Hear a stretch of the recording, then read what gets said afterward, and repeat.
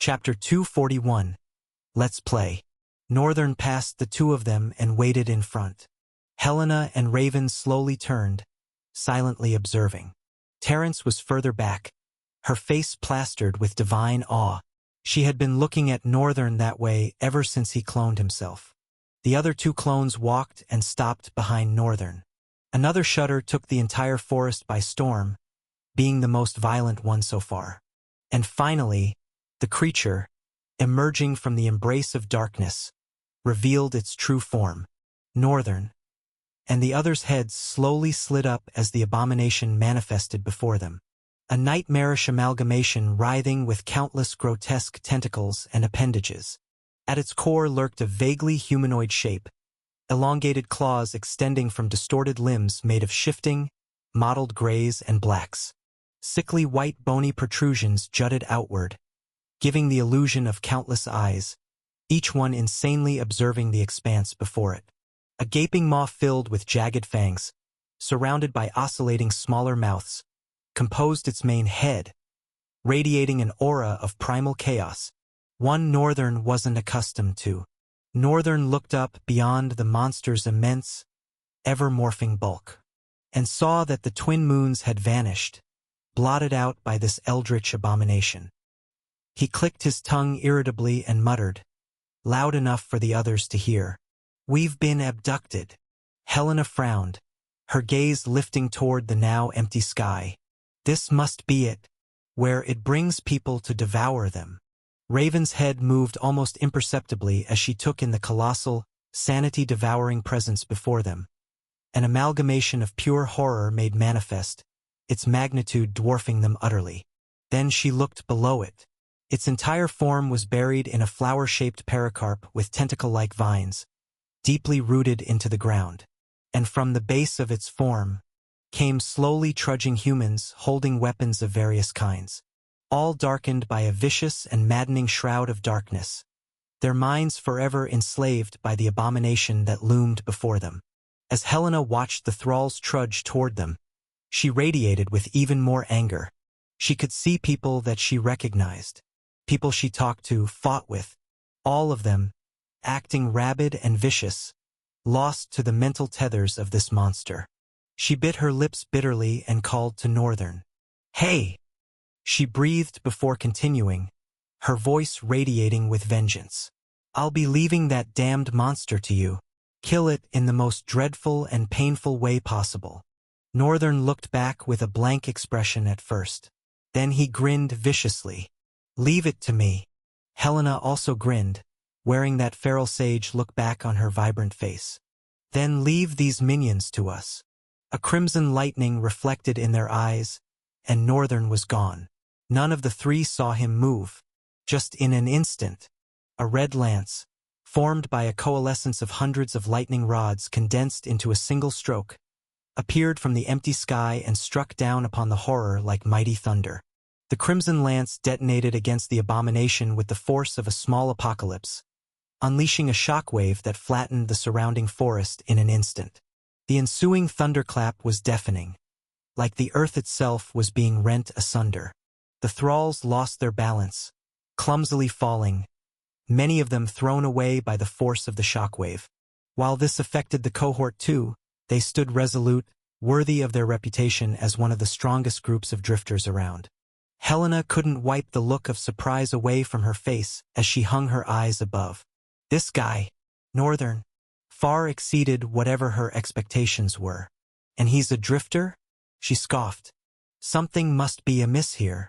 The thralls barely had time to recover from Northern's earth-shattering opening salvo before Raven was amongst them in a whirlwind of flashing steel. Her swords were blurred arcs of annihilation, each strike delivering pinpoint trauma to sever arteries, tendons, and nerves with surgical precision. She moved with the ceaseless tempo of a raging thunderstorm, every motion blending seamlessly into the next as her blades wove an impenetrable sphere of destruction around her. Here, a cross-slash opened a thrall from shoulder to opposite hip, spraying rancid vitae in a pulsing arc. There, a pinpoint thrust found the soft hollows beneath the jawline before whipping out the other side in an explosion of ruined flesh. All the while, Her footwork was sublime, dizzying pivots, deft slides, elegant spins. Raven herself the eye of a scattered tornado of shredded limbs and plumes of viscera. She struck and moved, the thralls falling like scythed wheat before her whirling dervish of lethality. Despite the cataclysmic impact, the horror remained seemingly unperturbed, its grotesque, ever-shifting form weathering the onslaught as easily as a rock shrugs off the sea. If anything, it seemed to almost absorb the destructive energies radiating from the strike, pulsating in a way that hinted at dark amusement. To Northern's stunned eyes, the creature had no discernible weaknesses, no clear targets to aim his devastating attacks. It was an amorphous, constantly regenerating mass of primal chaos and malice given hideous form. Each severed tentacle or sheared appendage was instantly replaced, the ruin flowing seamlessly back into that surging, undulating bulk. How did one even begin to fight such an entity? A rod of burning crimson flames appeared in his grip. He tightened his hands around it and glared at the monster. It's quite unfortunate. I can't use my eyes in this form. Since he was equipping Khal's soul, Northern was in a state vastly different from himself. He was practically Khal in all form and essence, relinquishing all physical and active abilities of himself, including all that All Eyes had to offer. He missed it, but observing the world from Khal's perception wasn't distasteful either. If anything, it was smooth. Everything played out before his eyes in such a way that he was able to discern the optimum time and form of action, hence allowing him to move at the best speed or launch the best attacks. It was a raw and profound feeling, one that he could get addicted to. But it was not going to be enough. He needed All Eyes. TCH. Northern clicked his tongue frustratingly. He didn't want to give in so quickly. He wanted to push himself further. This was finally a chance to showcase his strength, both to himself and to the onlookers. He didn't know why, but with all he had gathered so far, he just really wanted to have some fun. Fine. He accepted. Let's play. Chapter 242. A Cataclysmal Playground Part 1. When the first questing appendage lashed out, a slithering tendril of corded muscle tipped with a claw-fringed maw, Northern was already moving. He flowed around the probing attack with liquid grace, the crimson lance a cunning feint in his hands. As the appendage surged past where he'd been standing, overextended by the momentum of its lunge, Northern struck. The crimson lance of flames slammed into the offending limb just above its gnashing tip, instantly cauterizing the flesh in an explosion of red, withering energy. A shockwave detonated outwards with enough concussive force to splinter nearby tree trunks. The severed, smoking length of tentacle ragdolled away, crashing through the tortured earth until it finally lay twitching in rapidly dissolving ruin. But it was just another opening salvo. No sooner had that first limb been neutralized than two more surged forth from the horror's pulsing form, a pair of whip-like tendrils that lashed towards Northern from opposite angles, their tips dripping with some foul ichor that sizzled when it struck the ground. Releasing a strained groaning, Northern rabbit low and then exploded upwards in a soaring leap, twisting his body into a corkscrew flip that carried him through the narrowest of openings between the snapping attacks. As he reached the apex of his gravity-defying arc, he lashed out with another lance in mid-revolution. Twin detonations of force ripped through the air, atomizing the questing tendrils in rapid succession. Northern landed in a semi-crouch, momentum carrying him into a shoulder roll that flowed seamlessly back to his feet, already moving to engage the abomination's next strike. On the exchange raged, a lethal dance where even the slightest misstep, the barest hesitation carried a cost too horrific to comprehend. Time seemed to simultaneously slow to a crawl and accelerate wildly as Northern matched the horror's onslaught, countering each nightmarish attack with increasingly savage reprisals of Khal's own with his clones on standby for when they will be needed. Yet no matter how much of its mass he severed, rend and detonated, more kept surging forth to take its place.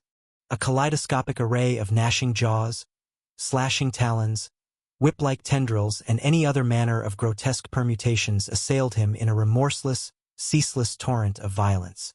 Despite the sheer scope of the entity's virulent biomass, Despite the overwhelming aura of wrongness it radiated, Northern showed no hint of fear or trepidation. If anything, his expression was one of faint excitement and a detached analysis as he sized up this latest challenge. As the horror seemed to sense tea, a susurrant reverberation akin to glass eroding slithered through that amalgamated form, tunneling mouths gnashing in what could have been anticipation or amusement. This foe's power resonated on a different stratum, one that strayed perilously close to the ineffable cosmic boundaries it straddled.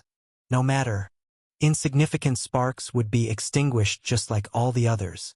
Defiance was an illusion mortality clung to before the embrace of oblivion. It would break this one as it had countless people before him. With a sound like a black hole's event horizon rupturing, tendrils thicker than redwoods lashed out in an obscene cadence.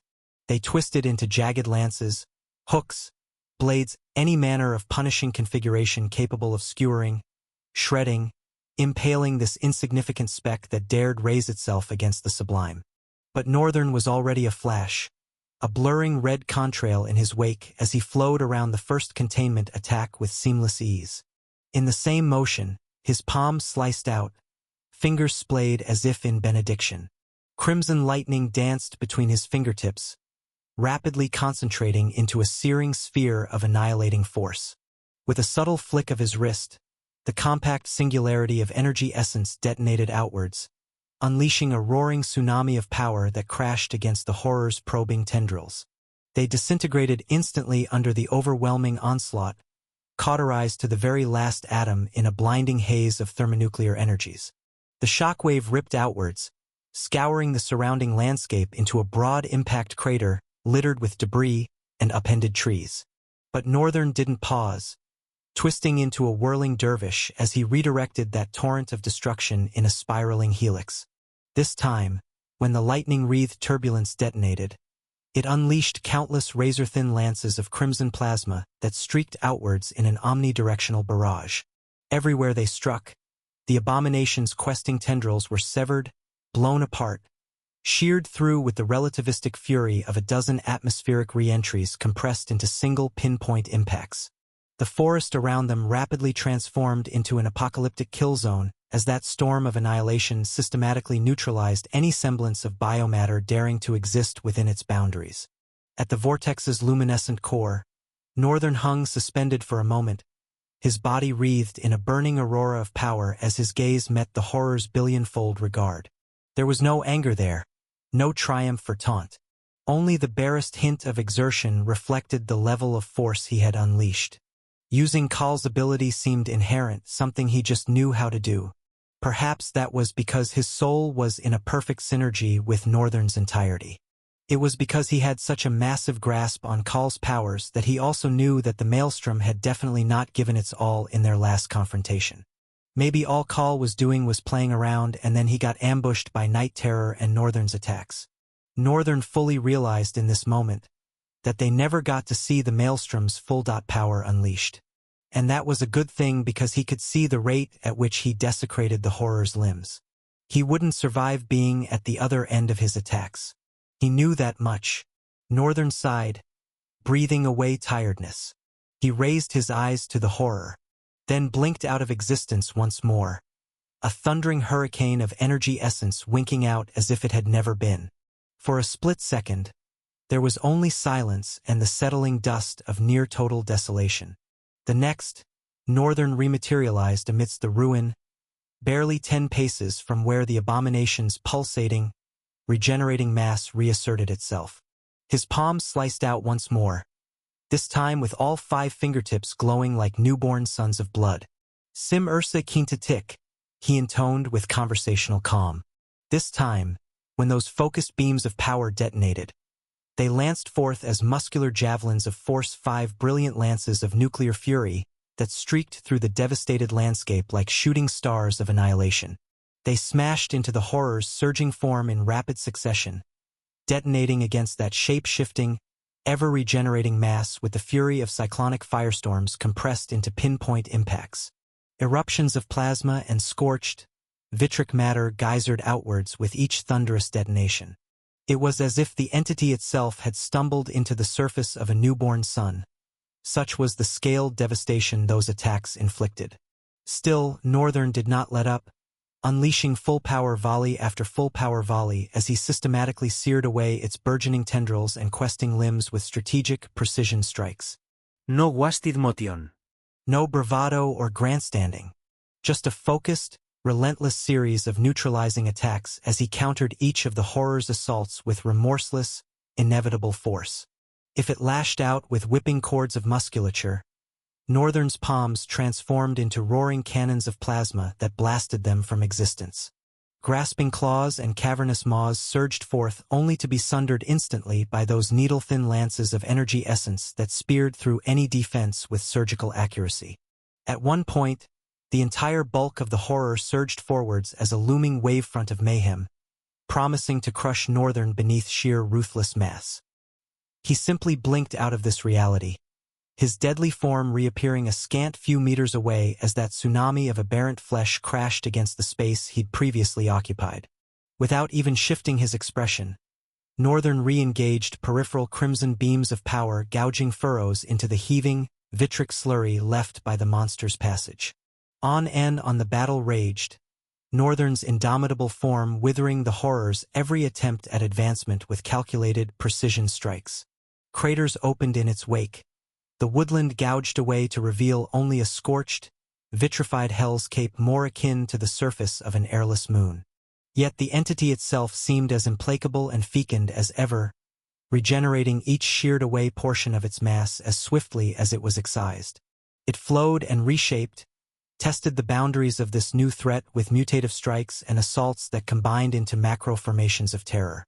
But no matter what malformed, sanity-sundering configurations it birthed from its virulent womb, Northern matched them all with the mathematical precision of a grandmaster playing multidimensional Dejeric. Attacks that should have been able to scour away entire continents detonated against infinitely adaptable screens of force. Obscenities designed to liquefy the mind and render existence itself asunder found not the slightest purchase against Northern's seemingly impervious psyche. He was the immovable bastion around which this primordial tide broke, unyielding, untouchable, unflappable. Until at long last, after what seemed an eternity of that remorseless exchange of annihilating force, something within the horror's frenzied calculations finally began to prioritize preservation over aggression. Chapter 243. A Cataclysmic Playground Part 2. Helena found herself at a loss for words to express her astonishment.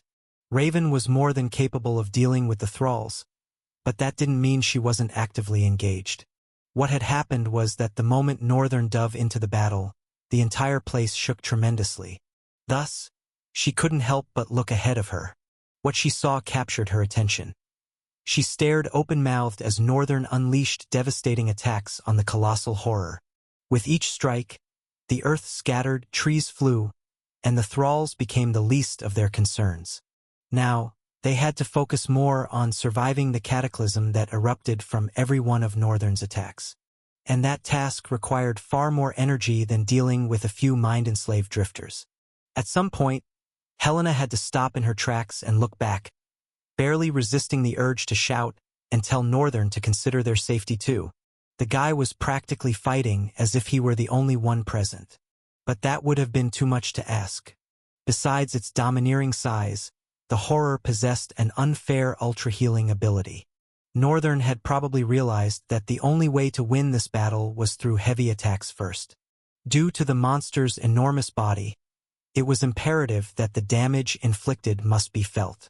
Second, he had to deal damage faster than the monster could recover. And when one combined those heavy attacks with the rate at which they were dealt per minute, then a result was bound to occur.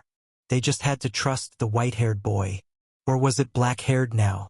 She didn't even know the case. Helena swiftly shot forward, escaping the shockwave force of Northern's latest attack, meanwhile grabbing Terrence in the process. Raven fared well on her own. She gritted her teeth and somehow managed to withstand the powerful force without faltering. I envy her. Helena turned her eyes to Terrence, whom she was supporting with one hand. Are you all right, my lady? Helena tenderly provided Terrence with more support as she asked. Ah, yes, I am. Terence, on the other hand, seemed a little flustered and confused. She too had her eyes fixated on the ongoing destruction being wrought by Northern. While she had never once thought Northern was weak, what was happening right now far exceeded whatever expectations she had. She was sure that not even Raven would be able to deny the shock and surprise. How could anyone be so powerful as a drifter? Terence lingered a bit, then turned her head slightly toward Helena. Sage Helena. Helena moved a little closer. Yes, my lady? I have a question. Ask away, she retorted light-heartedly. You are a sage. Do you think you can defeat Northern in combat? Helena's eyes widened for a minute. She was dumbfounded. Since when were priestesses interested in combats? She had always envisioned them as gentle, battle-weary vessels of holiness, choosing to talk it out over conflict any time, any day. Regardless, Terence's question caused her to truly consider it. After a while, she then said, "It's very unusual for a drifter to hold so much power. If he has heritage, it can be quite understandable." Helena paused. Heritages were something that boosted the power of a drifter, regardless of their rank. To put it simply, it's a vestige of power that a drifter obtains during rift exploration or challenges. There are different vestiges, and their purpose is to bring the drifter closer to the reality of their true name. When a vestige resonates with the drifter's true name, it is automatically absorbed into the drifter's soul and becomes a heritage. Heritage may give the drifter different boosts, such as another attribute, another talent ability, or even a unique weapon related to the essence of their true name. In some cases, combat and spell arts. What Northern stumbled upon back in the rift was indeed a heritage, but quite different in many ways. Helena moved slightly and shrugged. To be honest, I don't see myself losing. There are many factors that contribute to a drifter-to-drifter fight, including combat strategy, terrain advantage. I have an ability that gives me favorability over many natural elements. If I were to take him on, it would be difficult for him to keep up with me, and it would probably be an exhausting fight. But no, I cannot lose. She made this clear and glanced at Northern, who was in the middle of another cataclysmic attack, although they were now quite far from the center and didn't have to worry as much. Helena narrowed her eyes slightly, and a second later, her voice was heard again. But he is strong. I don't think there's any drifter or nomad that can take him on. Terence nodded. You're right. Meanwhile, the intense battle between Northern and the air hung thick with the charnel reek of ionized particles. Red sizzling sparks flew here and there, remnants of Khal's devastating essence. His essence alone was different, having a first-hand feel to it. Northern could accurately discern the difference between it and when he used to have soul essence. If anything, it felt more similar to void essence, but even at that, he couldn't accurately put his finger on it. The best he had used void essence were the flames. He had never used it on such a cataclysmic scale as he had with Khal's soul essence. Northern flexed his hands, closing and opening them. Then he looked forward at the wailing Kirathon.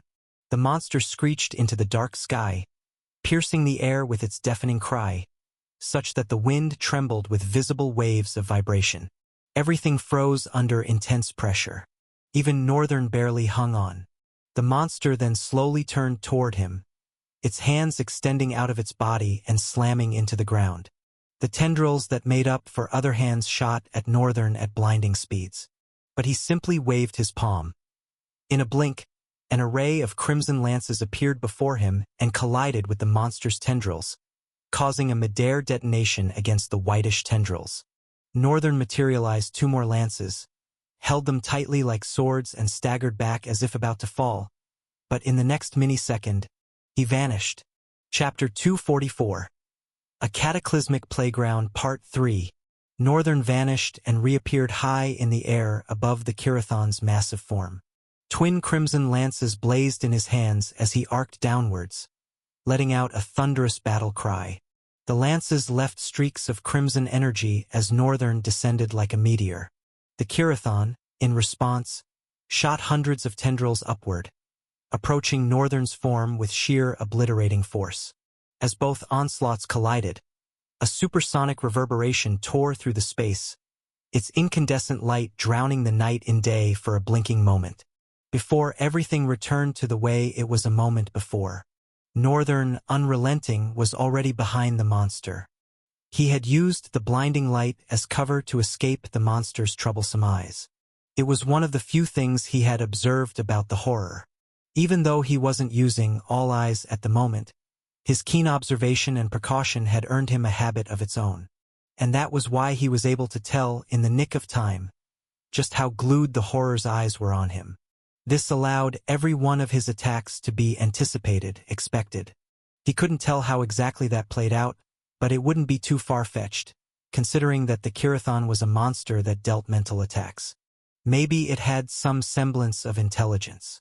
And maybe that was why it knew where to look, where to defend, and where to focus its regenerative ability. That regenerative ability, in particular, had been a pain for Northern. Attacks that desecrated trees and turned them to dust particles, this monster was recovering at an alarming rate. And it was managing to live through every one of Kaal's devastating onslaughts. It had more than already proved the might of a Maelstrom rank monster. And Northern, in fact, was forgetting that it wasn't just a Maelstrom rank monster but an apex predator amongst its kind. Northern appeared behind the colossal Kirathon, his hands shrouded in the flowing cloth of intense crimson energy, sizzling with black sparks. The air seized and flew back, making the environment around him airless for a tiny moment. In that moment, however, Northern, without hesitation, slammed both palms into the monster from the rear, unleashing a devastating torrent of crimson lances that tore into its flesh. Having successfully evaded the monster and appeared at its blind spot, the attack was allowed to bite deep into the monster's body, such that it reflected a burning light before blasting out of its abdomen, leaving a little chunk of flesh on the side to hold its upper body. Northern immediately narrowed his eyes, mentally sending a command to both his clones that were on standby. The two dark sentinels, without any prior hint, dashed into the distance like bullets, streaking in and out of the raging disaster of Northern's attack and approaching the monster with frightening presence. Both of them materialized two different weapons, the mortal blade in one's hand, the Soul Taker in another. Approaching the Kirathon, they released a barrage of arcs that adorned the horror like azure lines, almost looking like the crude awakening of a constellation that brought nothing but destruction and death. With the carving attacks, the Kirathon let out another bellow. This time, its screaming voice sounded more hurt than intimidating. From the screech one could tell it had taken significant damage. Finally, the hands it had burrowed into the ground began to move. The monster was clearly up to something. Not gonna let you. Northern had already prepared another cataclysmic attack while his clones moved. In fact, the role of his clones was to buy a tiny bit of time and prevent the monster from regenerating rapidly before he dealt it another finishing blow. This one was supposed to be the last one. He would gather all the power he could summon in Kaal's soul and condense it to one single point. After almost severing the monster's body from the flower bud-like pericarp that housed its lower body, this attack was supposed to completely render its core useless. In the time that the monster would be using to regenerate, he was going to blast its cores. All 4 cores. He would aim his attack directly at that point. And because the horror would be busy regenerating, it wouldn't be able to defend itself. Maybe to a degree it would. But it couldn't be compared to its initial prowess at defense. Whichever way, this attack was either going to deal critical damage or end it for good. Whatever the results were, Northern was ready to accept them. A complex array of crimson lances began to weave itself into Northern's front, each one imbued with a potent concentration of Kaal's crimson soul essence. The air crackled with the intensity of his power, and for a moment, the Kirathon paused, sensing the imminent threat. Its body was already burning up flesh, viscera crawling eerily. In desperation to hold its body together, purple blood flowing like a waterfall, bathing the surrounding in a corrosive gore. As it sensed the potent threat that Northern's attack posed, the Kirathon roared in defiance, its massive hands lashing out with blinding speed. Northern immediately gritted his teeth. Then quickly, with a mighty sweep of his hands, Northern unleashed his attack. The crimson lances exploded outward in different directions, converging on the Kirathon in a dazzling display of light and energy. The monster tried to retaliate, but its attacks were swallowed up by the sheer force of Northern's onslaught. The ground trembled as the Kirathon's body was torn apart, its regenerative abilities overwhelmed by the relentless barrage. Massive chunks of flesh were ripped away, revealing 4 pulsing cores at the creature's heart. Northern, immediately seeing it, narrowed his eyes. The Crimson Lances were as if they had a life of their own. They didn't stop raining down on the monster. They flew around like fairy devils, tearing its flesh and wearing down the monster's regenerative abilities. But it was not going to be enough because the Kirathon was still managing to heal and still very fast, although not as fast as before, which was why Northern deduced that he needed to strike the cores, and materialized another round of Crimson Lances, intensifying his essence on them so much that they were glowing with a blinding white light. Helena and Terence watched from afar, a tense frown licking the feral sage's face. Terence clutched Helena's arm tightly, her eyes darkened by both terror and awe. I have never seen an ordinary drifter fight like this. A pearl of sweat trickled down Helena's temple as she forced a side grin and muttered to herself. At this rate, this guy might really kill an apex maelstrom. I'd be damned. Chapter 245. Live to fight another day. Raven gritted her teeth, her eyes narrowing as she focused her attention on the thralls, deflecting their attacks with graceful, precise movements. She could feel the shockwaves of Northern's onslaught rippling through the air and knew she had to be careful not to get caught in the crossfire. She twirled into the air and swung her blade, causing the heads of 3 thralls to roll in the wake of her sword. Then she landed on one knee and looked ahead, staring at the whitish glow that Northern held in his hands as he took a javelin thrower's stance, ready to obliterate the enemy before him. She stared at him with a slight frown above her brows. Was he hiding his powers all along? But there's no way he would have known that the Karasuno was following him.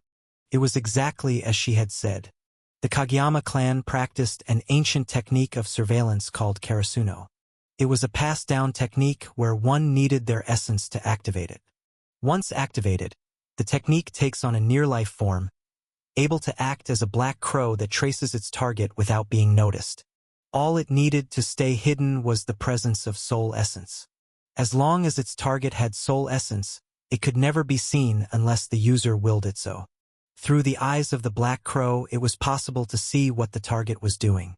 Through the mouth of the black crow, it was possible to have a conversation with the target. And through the feather of the black crow, it was possible to pass an inked message. Of course, this was just a family arts technique since they were a notorious clan of assassins. It had nothing to do with Raven's ability nor her talent. And it was a perfect technique that not even an ascendant should be able to see, except an exceptional few. Raven was very sure Northern, by every means possible, was not part of that exceptional few. So what exactly had transpired? The young lady was drowning in a lot of confusion, and it was becoming distracting. Raven let out a sigh and looked away, facing the scant number of thralls that remained. She had single-handedly dealt with over 100 of them, and not even a single scratch marred her body.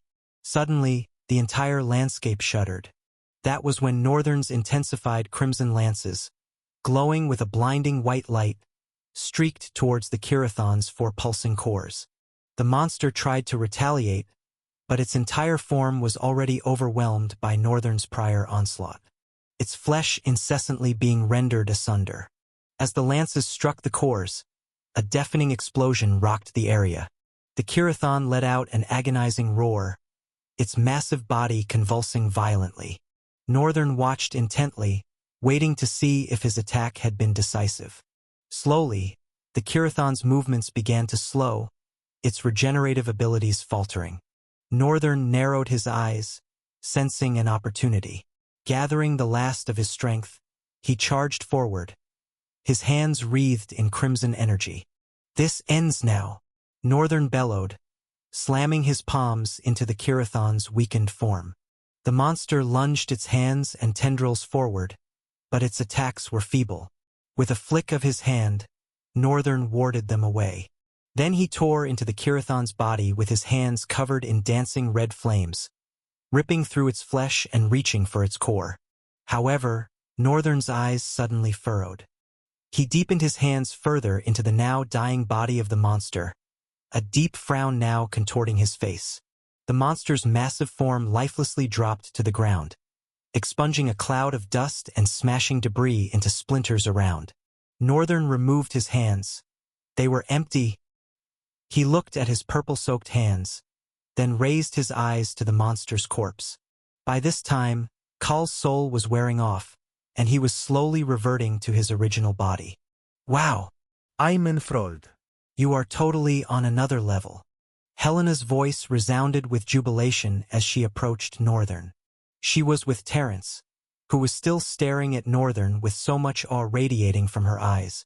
Raven was still far behind, but she seemed to have finished cleaning up as her swords turned into sparkles and disappeared.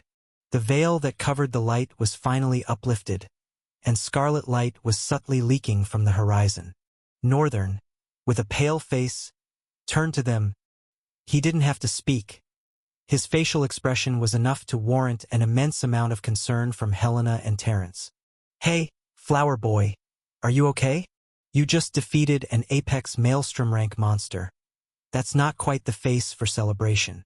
Northern looked at the massive dead body and looked at Helena. Then he shook his head slightly and said, "It didn't die." At this point, Raven was closer to them so she could hear what he was saying. What do you mean? Northern's voice rang tiredly. I tried to take the core. It's not there anymore. Helena squinted her eyes for a moment. It's possible that your attack could have destroyed its core. Raven shook her head and entered the conversation. A soul core is indestructible. Something is off here. She looked at Northern for a few moments and asked, Are you certain it died? Northern was silent for a couple of seconds. Apart from the absence of the soul cores, he never received any fragments. None at all. Which meant that the Kirathon was very much alive. He closed his eyes and shook his head as he responded. No. I see. Raven too was silent for a while. Then she said, Chances are that it has run away. Helena tilted her head back and scratched her hair, groaning angrily. Arg, this is annoying. How does that even work? Raven looked at her. Since we haven't encountered many Maelstrom rank monsters of Apex level, not much can be said. We've not, in fact, encountered many Apex level monsters, and it's Apex level. That level itself means anything is possible. Northern stayed aloof for a while. Then he returned his eyes and apologized. I'm sorry. I should have been more careful. He bowed his head slightly to Helena. He had promised her to end the creature's life. And now, he couldn't help but be washed with a torrent of embarrassment due to how overconfident he was back then. Raven lowered her head slightly to Helena and clenched her fist.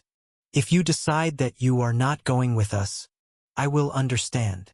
Helena, with her eyes widened and blank, looked at Northern, then turned to Raven and turned to Northern again before resounding. Are you guys crazy?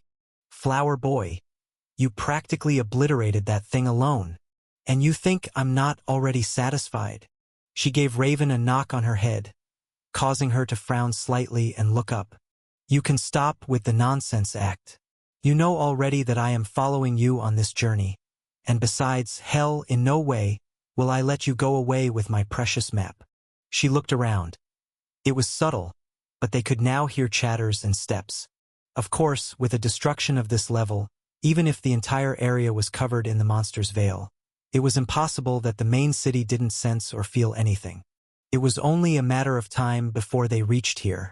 Helena's brows furrowed a little. Now, if we don't want to face more complications than we have at hand, I think we better get moving, she urged them. With that, the cohort took hasty steps forward. Northern paused and looked back at the monster's corpse with a vicious glare on his face before joining the others in front. After they left, four worms crawled out of the monster's body, merged into one, and burrowed into the soil. Chapter 246. A Dangerous Flower Boy. Step, step. Slowly their legs slowed down as they approached the center of the woods. They'd been especially skeptical about entering due to its history of abducting humans. Their leader, however, a gaunt man with dark brown dreadlock tresses, had acted as the morale booster of the group and led them into the heart of this disaster. He, after all, was one of the distinguished men of Afcon, and was strong enough to have earned himself such a position. He stood in front of everyone and was the first one to stop in his tracks as he laid eyes on the numerous craters that bit into the ground, and the one at the center that served as a great mother to the ones surrounding it. Bodies of people lay sprawled around the area, and at the center of the cataclysmic destruction was a withered body, one as large as a house. The man, Shade, stared at this war-torn environment with a pained frown on his face. His voice shook as words managed to escape his mouth. How? Who? Who could have done something of this magnitude? Helena?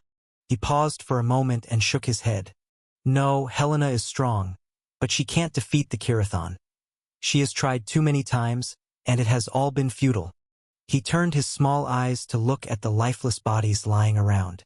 His eyes widened as a light of recognition ignited in their black depths. His legs hurried forward, and he fell beside the first fallen. His hands paused and trembled as he attempted to touch the fallen lady. Brows furrowed tightly, his face contorting with sorrow. The eyes of the feminine body were open and glassy, black veins visible beneath her pale skin. Every part of her insinuated that she had undergone a drastic change before being cut down. But this man didn't look like he was willing to accept the fact, because this woman was someone they had fought side by side with, someone who was their comrade, his comrade. No one, especially not Helena, should have cut her down under any circumstance. She could have been captured and brought back to the main city, or better still, knocked out. Different thoughts ran helter-skelter through Shade's mind. He was slowly heaving and fuming. The air around him was tethered with heaviness such that his subordinates were slowly taking steps backward. But suddenly, a man appeared, making everything disappear in a blink. The air was free to roam. The pressure disappeared, and the entire place seemed even freer than before. The man had blonde hair and blue eyes. His hair was wavy and shoulder-length. His skin was light brown with a warm golden undertone. He had an accommodating and heroic ambience to his presence, and even his chain mail armor was radiating a holy presence despite its commonplace. Shade raised his eyes and calmed down. Then he stood up. With a slight frown, he asked, "What are you doing here? Shouldn't you be beside Afcon?" The man shook his head, causing his blonde hair to move gently. "No. Afcon himself asked me to come here and check things out." He looked at the corpses, the craters, the disintegrated trees, and the body of the monster lying in the middle. The man was silent for a couple of seconds before commenting. He said, "Whoever did this, he was definitely taking his time speaking. In fact, it doesn't even look like a fight between a drifter and a monster. It looks like a battle between two monsters." He looked down at the corpses. "However, these are sword marks." Then he went silent again, his eyes staying on the monster's enormous form for a little while longer. Shade's voice rang out. "What if it's really a drifter?" He turned his eyes to the blonde-haired man. The man was silent for a while more, after which he sighed and opened his mouth slightly. "Shade, if it is a drifter, then there will be a lot of problems, especially should Afcon find out. It would be wise to get rid of the person silently." He paused and heaved another sigh. "But then, someone who caused a disaster of this level, I doubt it will be possible to get rid of him silently.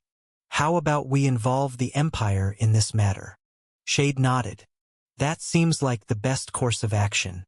We don't want Afcon running rampant. The White Knight Order, at the very least, would be able to handle this without any problem." "Yes," the man responded. "You should compile a report to send to the Empire. Leave Afcon to me." With that, the man tapped Shade's shoulders and walked away, taking 3 to 4 steps before vanishing into the wind. Shade let out a deep breath, touched his soothing chest, and looked at the afterimage of the man, questioning silently. How does he even do that? Silence ensued for the next few minutes. Then he turned around to look at the monster's corpse. What are you wusses doing? Get moving already. We are moving the monster's corpse. This is a huge pile of meat. Remember? The faces of other drifters became pale with terror. Damn. How are we supposed to move something so enormous? They murmured amongst themselves. Phew. I think we are far enough. Helena commented as she glanced back. Northern, narrowing his eyes, asked, what exactly were we running from? While they were on their way out of the stronghold, heading towards the dark tunnel, Helena suddenly froze. The next moment, she urged them to hastily move and get as far away as they could. This caused them to begin running. Even Terence the Tender Oracle had to run her ass off. Eventually, after getting close to the cave tunnel, they stopped, with Helena panting heavily. Northern was sure running a couple of meters couldn't have possibly worn her out like that. He was still steadily breathing, and she was a sage. More was expected from her, which meant that there was probably something she was seriously trying to get away from. Helena looked at him and managed to steady her breath. Ah, there's another flower boy, one that is a serious pain in the ass. I felt his presence. I'm not sure if he felt ours. Even if he did, he won't be willing to come this far since he has to be closer to Afcon than he is farther from him. Raven frowned. Zephyr. Helena turned her eyes to Raven. Yes. Now let's keep going. She paused and turned to Northern and extended her hand. Before that, hand me the map. There's no way. Sure. Northern put his hands into his armor to retrieve the map, but suddenly his eyes widened. All his body trembled with cold fear. His face became pale, and his voice stuttered as words came out, shakily. It's gone. Lo and behold, Northern had lost the map. Chapter 247, Ousted by Knowledge. Helena gazed at him, dumbfounded. She watched as Northern began to scurry around, searching his body for the black scroll. He was joking, he had to be joking. Helena found her mouth and eyes wide open, unable to close them no matter how much she tried. And yet words failed her in that moment. What was she to say exactly? This guy. Northern lowered his head in shame, frowning underneath. I don't know, it must have been during the fight.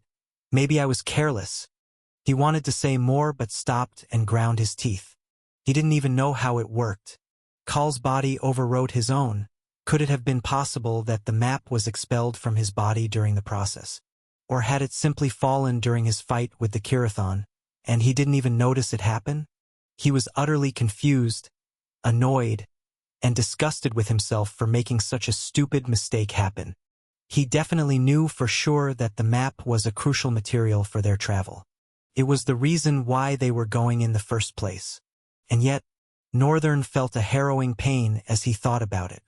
Meanwhile, Raven and Terence just stared at him in silence. Raven had her usual indifferent expression, while Terence seemed slightly dumbfounded. After a while, Raven averted her gaze from him, turning to Helena. Then she asked, "Does this mean we won't be able to go anymore?" Helena stood with arms akimbo, lingering while staring keenly at Raven. She exhaled, then responded, "You see. What do you think I am?" Not waiting for Raven's response, she continued, "I am a chronic explorer. With or without the map, I can take you to the Sleeping Mountains, although with the map, it will be much safer." Her eyes went down for barely a second, then she looked at Raven. "But first, arrogant girl." She lingered for half a second. "You have to tell me what it is exactly you are looking for. Enough tricks, we are your cohort. What is it exactly you are trying to achieve by going to the Sleeping Mountains?" All of them turned their heads to Raven. At this point, she became the center of attention. She closed her eyes calmly and opened them, exhaling at the same moment. "Do you want us to speak here? Or isn't it at least safe to go as far away from here as we can?" Helena looked around. The entire place was clouded by the morning fog, so it was particularly hard to see through. But they were close to the rocky areas where Raven had knocked out and hidden some guards. The fact was, they were still knocked out, probably had a blissful night to boot. Helena brought her eyes to Raven. "No, I want you to speak here and now. Besides, this much is safe enough. If that damned flower boy could sense us, he would be here already. She inhaled and exhaled, then continued, if we will be going without the map, you all will need to trust me. We need to get our goals in sync and understand that we have a common goal. That is the only way to establish trust, at least temporarily. She glared at Raven towards the end of her statement. Raven then nodded slightly and retorted, all right then. If you insist, I will speak about it. She paused and stretched out her hand a little. Then white lights sparkled to life on her palm, weaving out a square shape of light. When the light finally dimmed, a book was revealed. No, it wasn't just a book. It was a leather-bound book with a cracked cover and silver-reinforced spine. It was definitely a tome. Northern had no idea what it was, but Helena could tell at a glance. Immediately, her voice rang out. Hey, hey, hey! What the hell are you doing with that? Northern looked at Helena, figuring at the slight confusion he was having. Terence leaned towards him and whispered, that is a tome. You know, tomes? But there are two types of tomes. Knowledge tomes and art tomes. She was silent for a little, inspecting intently the cover of the book. Judging by the words on it, I think it's a knowledge tome. With slightly widened eyes, Northern looked at Terence and inquired, you can read whatever is on it? I thought tomes are from rifts.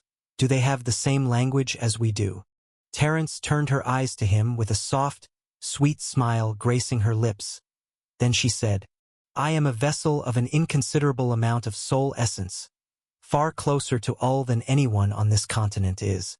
Of course, I am multilingual. Northern squinted his eyes for a second and looked away with a disgusted face, muttering, yeah, sure. Raven's voice came out. This is the tome of Alvar Viti. Helena raised a brow. Alvar Viti, as in the Epic of Tyranny. Raven nodded her head with a little smile. As expected, I am not surprised you know that much. Northern exchanged glances between Raven and Helena. Both of them looked like they were on the same page, and he wasn't quite there. In fact, he was far from there. He understood not a damn thing they were talking about. What did she mean by Epic of Tyranny? What the hell was Alvar Viti? What language is that? Riftian or common language? Terence looked at his face and shook her head. You really have a long way to go in your pursuit of knowledge, she said. Raven looked at Northern sternly as she continued, just as Terence concluded. For Northern's sake, I think we should talk about certain things, such as the Rift and its history with the epics, tomes, and tyrants too. Helena looked at the outcast among them and shook her head. You really do not know about all these things, at least epics. Northern shamefully shook his head. He was slowly growing tired of being asked this question and even beginning to resent his parents and question why they hid all this knowledge from him. We are going to have that conversation should I return home safe and sound, he gritted inwardly. Raven looked at Helena and said, since you are so vast in the history of rifts, I think you should explain this to him. Helena scratched her head a little and sighed. Fine. She looked at Northern. Pay attention, flower boy. This is going to be a long explanation. Chapter 248. Understanding Epics, Part 1. Helena lingered for a moment before she continued. She looked at Northern for a second with her bright brown eyes before she finally started. First I'll start with rifts. This should be easy since you have been in a rift before, right? Northern nodded. Many might have made the proposition that rifts are different dimensional worlds that have been infected by the same disease. It does seem like that, doesn't it? Northern nodded in agreement this time. After all, even he had thought like that. Interestingly, Helena continued, yes, but it's not really like that. The thing is, it's not many worlds. The rift is one world. Northern looked at her intently, some words on the tip of his tongue. Helena studied him for a while before continuing. I know you're probably thinking that can't be true. What about the distinct cultures and diversity in each rift? Yes, indeed. That makes it quite hard to believe that the rifts were just one dimension. But let me continue my explanation. Northern listened. The rift is proposed by more intelligent scholars and experienced explorers like myself to be a convoluted world. But it's different. It's different from the thought that they are an infection, that maybe after they overtake a certain dimension, that dimension becomes a rift too. No, I don't think it works that way.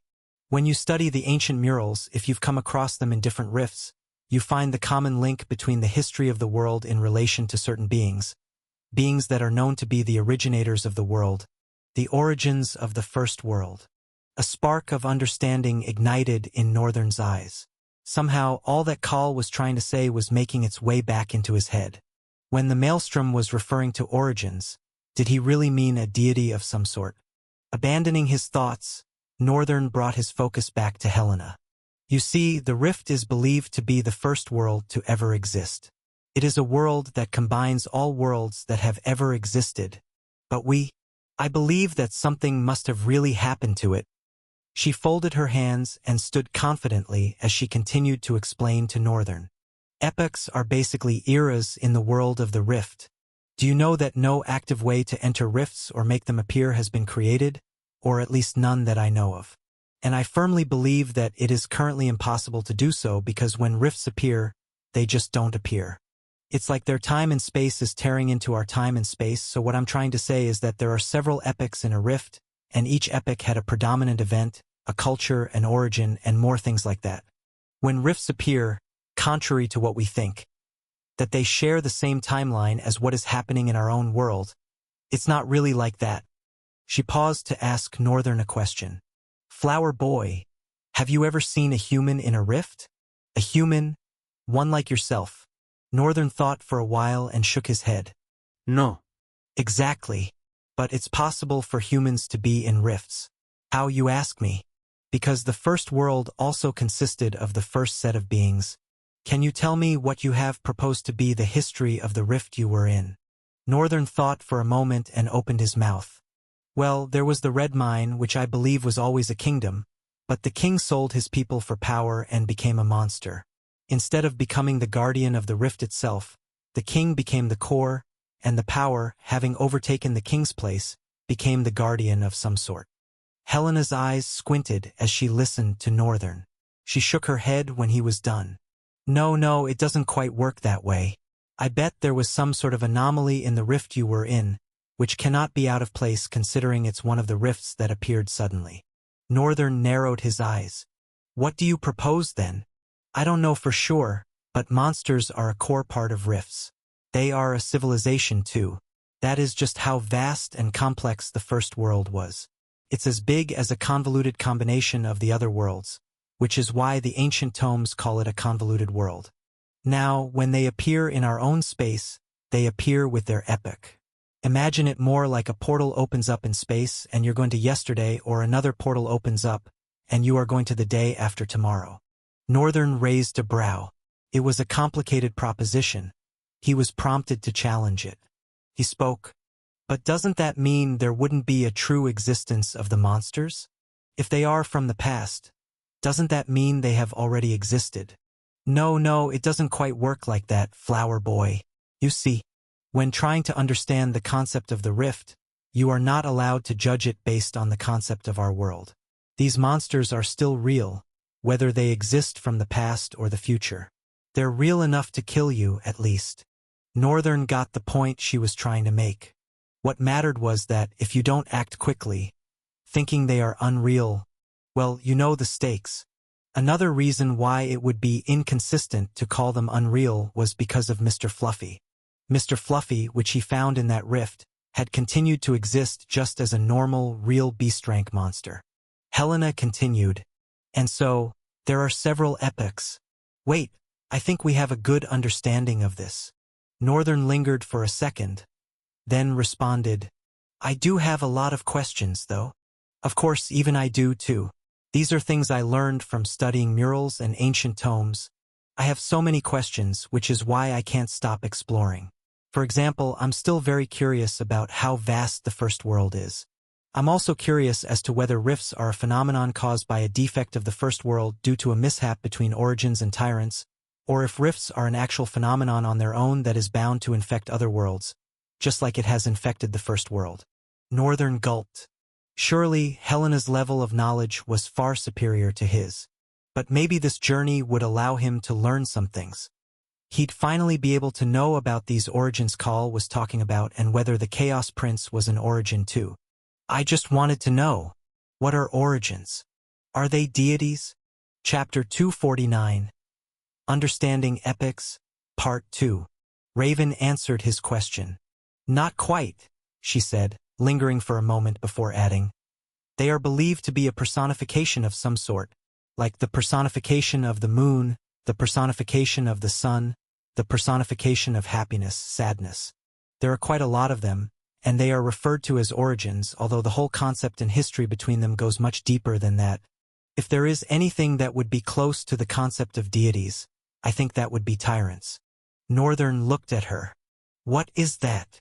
Tyrants are known to be humans who walked the path of power and became the strongest beings of the first world, humans that attain things like immortality and powers on the level of origins. They began to be worshipped by people, and that was when the origins surfaced. Northern, drowning in confusion, looked at the two of them and inquired in strange amazement. How do you both know so much? I thought you guys haven't been into rifts in this place. Helena raised her brows. Huh? Do you think the history of rifts started in this land? Be it Central Plains or anywhere, it's all the same, but diverse, broken puzzles that need to be pieced together. Helena raised her chin, a smug grin appearing on her face as she added. Besides, I majored in rift historiography while I was in the academy, even though I didn't finish thanks to a certain jerk. Northern looked at Helena for a while. Wow, you are so cool. And you're wrong too. Northern looked at her. Huh. Helena grimaced a little. You're wrong saying that I haven't been into rifts. How else do you think we were able? We just didn't enter the cardinal rifts. But apart from the cardinal rifts, there were always lower-tier rifts that appeared every now and then in the past 10 years, and we quickly challenged them. Northern narrowed his eyes. So you guys are indeed running from something? Helena was silent for a while. Then she scratched her head and let out a slight, frustrated groan. Yeah, whatever. Back to the matter, this tome knowledge you are looking at, Flower Boy, is a journal from the Epic of Alvervidi, the War of Fate. Raven picked up the explanation. The tome was written in an era where a war to decide the fate of the world was fought. The kings of monsters and kings of humans clashed with each other. Before this time, there had been an existence of peace. But that balance was tipped. We don't know by who, though. The book suggests that it was a wandering tyrant. But the claim was inconsistent with facts because the traces of tyrants had long disappeared before this particular epoch. I see. So Alvervidi is the term for War of Fate. Raven nodded. Then how does any of this relate to what you are going to do in these sleeping mountains? While reading and studying this tome, I found something quite strange was mentioned. A mountain blinded by white clouds. One that the lost wonders and the sleeping never wakes. Helena's eyes widened a little. The sleeping mountain? Raven turned her head to the feral sage and nodded. Paled by curiosity, Helena's voice rang out. How? Isn't this supposed to be a rift item? Tomes address rifts in particular, don't they? Raven nodded. Exactly. Fortunately, I wasn't the first person to find this tome. The Lord of Lotherlywan had also seen this and went to the sleeping mountain to investigate exactly what was happening. She paused a little. But he never came back. Helena looked at her. How are you so sure about that? You are talking so confidently about people you didn't meet. I have the journal of his squire, who was the only one that managed to return. She paused and looked at Northern as she continued. On a flying ship. Helena paid rapt attention to her words, thinking about them, while Northern scrunched up his eyes. Then why is the flying ship not at Lothellowan? Because he attempted to go back. That was the end of his journal. So wait, what if the ship was destroyed along with the Lord's squire? The air was silent. Then Raven responded to Northern. He gave some countermeasures for recovering the ship to whomever found his journal, and left the last words. Let the purpose of the ship serve to preserve and protect your life from harm. She paused and added, He also said those were the words imprinted on the ship's description. It's a really strange item. Where did they get an airship as an item? Raven shrugged. How would I know? She continued. What I do know is that contrary to what we think, the people around when this disaster started actually tried their best to save their kingdoms. It just was futile, which is why I am going to continue from where they left off. Helena's voice spoke lowly. And where they left off is the Sleeping Mountains. Raven looked at her and nodded. I believe that investigating what the Sleeping Mountains has in common with these words in the tome from the Epic of Alverviti would grant us deeper insight into what is going on. And I believe the Lord of Lothelowin must have thought so too. Helena nodded, her hands below her chin as she seemed deep in thought, before she looked at Raven and asked, And so Raven, where is this journal? It's with Gilbert, but I tore out the important pages. She dipped her hand into her belt area and brought out a brown folded paper, extending it to Helena. Helena slowly opened the paper, her eyes reading for a couple of minutes. By this time, the day was bright. Then she smiled and passed the pages to Northern. After reading the notes, Northern looked at Raven. Everything there was just as she had claimed. There was no lie or deceit. She sighed and looked at Northern. With your clones, I have a plan that would allow us to survive the Sleeping Mountains. Chapter 250. Courage is not the absence of fear, Part 1.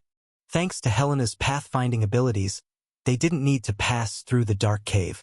The darkness in that cave still made Northern uncomfortable to this day. However, they had to climb a small cliff. This was when Northern's rock climbing abilities came into play. It was déjà vu. How could he be so good at climbing? He was sure the others would have wondered. It made him grin smugly. But this was just a skill he had been forced to develop from hanging out with Night Terror. And even this cliff they had to climb was nothing compared to the mountain he and Night Terror had scaled. Instead of going through the tunnel, it seemed Helena took them over it. Even she hated the darkness as much as everyone else, which was why she chose this route. They soon reached the other side of the stronghold. And throughout the climbing up and down, Northern couldn't stop thinking about the things they had discussed. Things were much more complicated than he thought. And his suspicion was, the Chaos Prince was probably a tyrant. But were tyrants powerful enough to blot out the sun? And also, the man that came out from the sun and summoned the maidens, could that have been an Origin or just another tyrant? Khal's master, as he claimed, was an Origin. What was he addressed as again? If there was anything Northern could at the very least boast of, it was his detailed memory. The origin of blood. No. His eyes slowly widened as the correct words aligned in his head. The blood tyrant, hunter of souls, father of chaos, origin of courage, honor, strength, hate and blood. At that time he had thought Khal, the castle lord, was just showering praises on the one he served. But what if every word and title Khal uttered actually had a deeper meaning? Would that mean Khal served a tyrant? But he also referred to him as the greatest origin to ever exist. What is going on here? Northern felt like he just confused himself more. Was it really possible for one to be a tyrant and origin at the same time? No, origins were supposed to be some sort of personified beings, not actual humans. Tyrants, on the other hand, were humans. Was it possible to become an origin without being born as one? There were a lot of questions running around his mind as he climbed down the cliff. The morning weather was still pleasant on them, at least for now the daylight was not harsh. As their legs touched the ground, Northern hesitated for a moment, then said, I have some things to say, some things to ask too. Helena, Raven and Terence all focused on him with curiosity etched on their faces. The intensity of their gazes on him almost made him shiver. He couldn't help but feel a little intimidated, especially towards Helena, who was probably closer to him in true age. Her gaze was mature and insightful, although her lithe and tender body could mislead anyone. First, I will say this, and I don't want you guys to ask me weird questions. Helena narrowed her eyes suspiciously at him. Then she said, coincidentally with Raven and Terence. Okay. Northern looked at all three of them before continuing. The Rift Guardian I fought with was an imprisoned servant of a certain origin, an origin named Korn. Raven looked at Helena, who looked back. Both turned their heads to Northern with a slight show of amusement, more noticeable on Helena's face than Raven's. Terence, on the other hand, just chuckled shyly. You have heard the name of an origin. Northern turned to her. Haven't you? Isn't that what all this is about? Helena threw her head back and laughed with shuddering shoulders. The farthest I've ever been able to discover is knowing what origins are and what tyrants are, and that much was from this particular tome and the way it spoke about them in past tense. Northern looked at them for a few seconds. Helena also shook her head. It's just as you heard, Flower Boy. We've never heard of it before. In murals, all I can study are pictorial representations, and I happen to come by the term origin from a certain item I have. Same thing with tyrant. I've got about 3 items with a description that featured tyrants, but never did it mention a particular name. As compared to how Northern could hear an item's description, drifters could also see it by listening to the voice of Alvaru. That was their way of knowing the item rank and other details. So it wasn't surprising that Helena knew a thing or two about descriptions relating to Rift events. Northern thought silently for a while before Helena interrupted. So, want to tell us more? She allowed a delighted smile. Northern looked at her and nodded. The Blood Tyrant, Hunter of Souls, Father of Chaos, Origin of Courage, Honor, Strength, Hate and Blood. He called him the greatest origin to ever exist, and the one he served. Helena caressed her chin. Wait, something is wrong with that. Raven added. I've studied the tome thoroughly, and I can confidently say that servants of origins were not once mentioned. And not much was said about tyrants except the tyrant of 1,000 waters. Northern looked at her. Have you heard anything about a certain Chaos Prince? Raven shook her head. No, is that another origin? No, it's nothing. Terence looked at him and retorted immediately. You're lying, but it's fine if you don't want to talk about it. Northern was immediately startled as he remembered he was journeying with a talking lie detector. Crap. Helena looked at his pale face and said, It's nothing out of the ordinary. All of us have secrets. Just make sure it's not getting in the way or putting our lives in danger. Northern nodded with a stern gaze and responded, It's not. Fine then, Flower Boy. Helena tapped his shoulder and added, I'm not sure about this Blood Tyrant being referred to again as an origin. So far it contradicts all the knowledge I've gathered about origins. But it's great that you decided to share it with us. I think we should expect revelations from the Sleeping Mountain. She looked ahead. For now, we travel. But she paused and looked at Raven. Wait, before I forget. If I'm not mistaken, you mentioned a flying ship, right? Chapter 251. Courage is not the absence of fear, Part 2. I believe I mentioned that. Raven replied. Helena cocked her head. It's Northern's best bet at leaving this place unharmed. Helena was silent for a while. She then chuckled deviously and shifted her focus to Northern. You know of a safe way out of this cursed continent, and you're going to keep its existence a secret and give it to Northern. She glared at him. Revealing the existence of a flying ship could cause a civil war between both strongholds. That is one thing we cannot afford right now. She paused and continued. Moreover, I want to believe there is a cruel reason why the Luengard Empire is not letting people into their country. It's obvious they know they are our best bet at getting out of this damned place, but yet they do not grant us access. What if they hear about the ship and it becomes a threat to them? Helena lingered for a while and nodded subtly. Your thinking is sound there. No good will come from revealing it to the public. Raven turned her eyes to Northern and added, Besides, I believe Northern more than anyone deserves a way out of this desolation. He has had it rough, although we have too, but at the very least we had each other to rely on. Who knows what being alone has done to him? Her eyes turned somber at the end. Northern seethed inwardly. I feel very pissed being pitted by this girl. For some reason, all her words are sounding condescending. Helena looked at him, puzzled. but she shrugged and said, "If you say so, but I'll say this. You see, Northern, one thing I hate is that the principal was right about. This hellhole is a furnace that would forge you into your best version. Why not get stronger before returning?" Northern narrowed his eyes. "Every corner here looms with death. You do know that rifts are also in the Central Plains. I can go back and get stronger safely." Helena's face became somber. "I see. That's it. Huh." A frown creased Northern's face. "That's what? What?" Helena looked away from him with no response, causing Northern to persist. "What do you mean by that?" Something about the last look she gave him was unsettling. "Are you judging me?" he yelled. "Judging you? Nope, not at all." Helena looked at him and continued, "We are in a hellhole, Flower Boy. Everyone is allowed to have fears and allowed to choose to run away from those fears or fight them." She paused and looked at Northern, her eyes somber again. "I've never seen someone pretending they don't exist, trying so hard to hide them with logic. I thought you were impressive earlier, but it seems I was mistaken. With all that strength, is this how weak your mentality is? Have you ever thought about what happens next after you reach the Central Plains? What will the principal do? Or what will people do? Will you be accepted or will you have to fight for your place?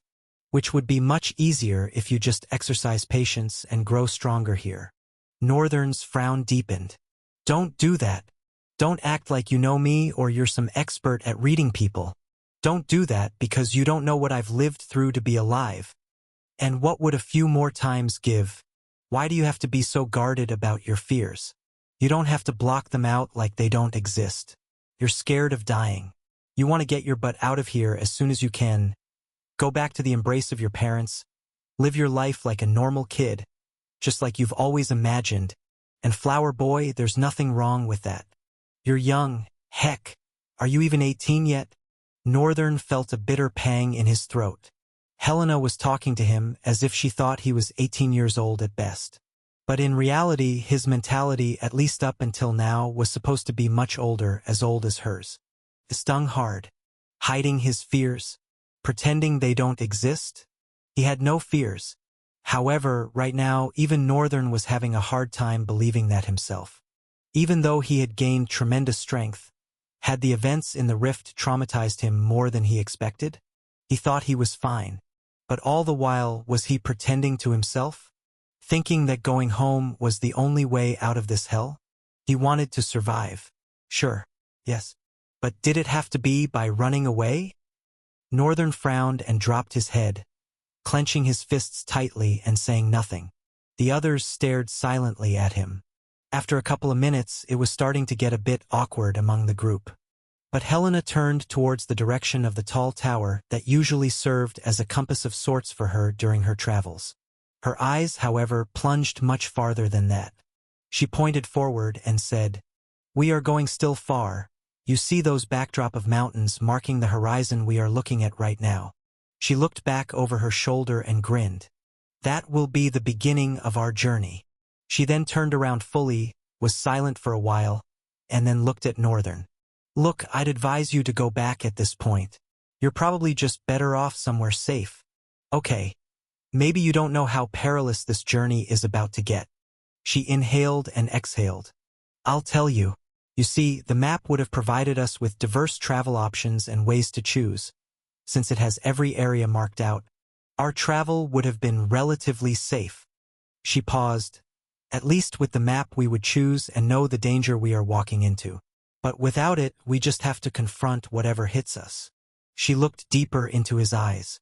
"So this could actually be the most dangerous situation you have ever ventured into, perhaps even far more dangerous than you have ever faced.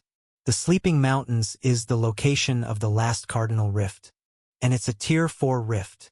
She paused for a second and continued.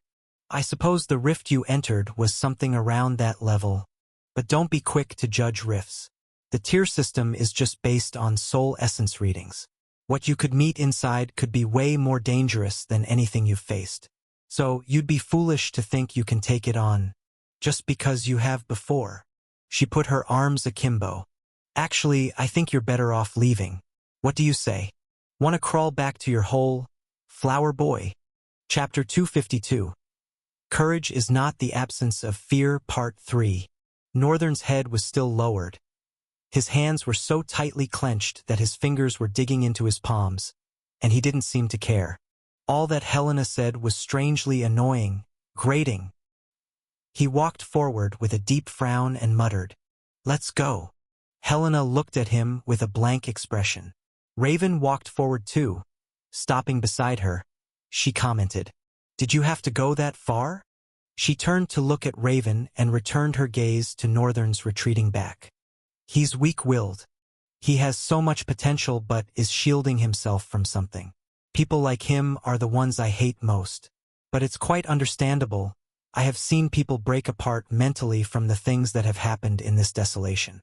It got to a point where even I wasn't able to really keep it together. But what distinguishes us from others is that we embrace our fears. To be courageous does not mean we don't have any fears. It just means we stand on our feet, legs shaking, spirit cowering but will unbroken. Her gaze on Northern deepened. This guy here is the worst. There's no strength in acting like you don't have any fears, pretending to be logical when everything you do reeks of fear. It's annoying. She turned her head and spat in irritation.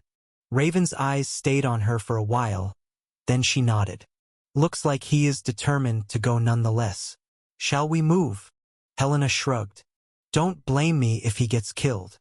Raven scoffed. He won't.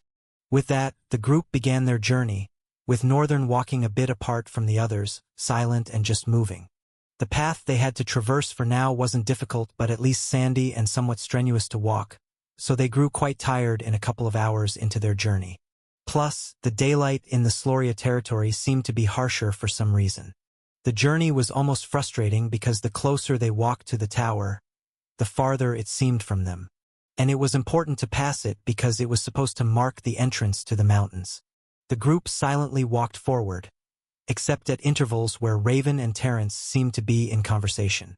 Other times, it was Helena and Terence. The feral sage sometimes almost looked like she was admiring a priceless jewel in the way she doted on the tender oracle.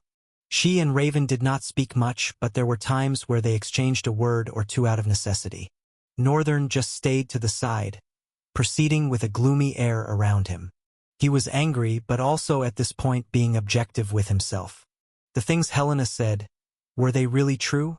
He did face hell. Yes. His mind was enslaved. Yes. And that much of a harrowing experience must have left him with severe mental trauma. That wouldn't have been out of the ordinary. Even though he was old enough not to be Northern. No, Elliot had never had this kind of harrowing experience before.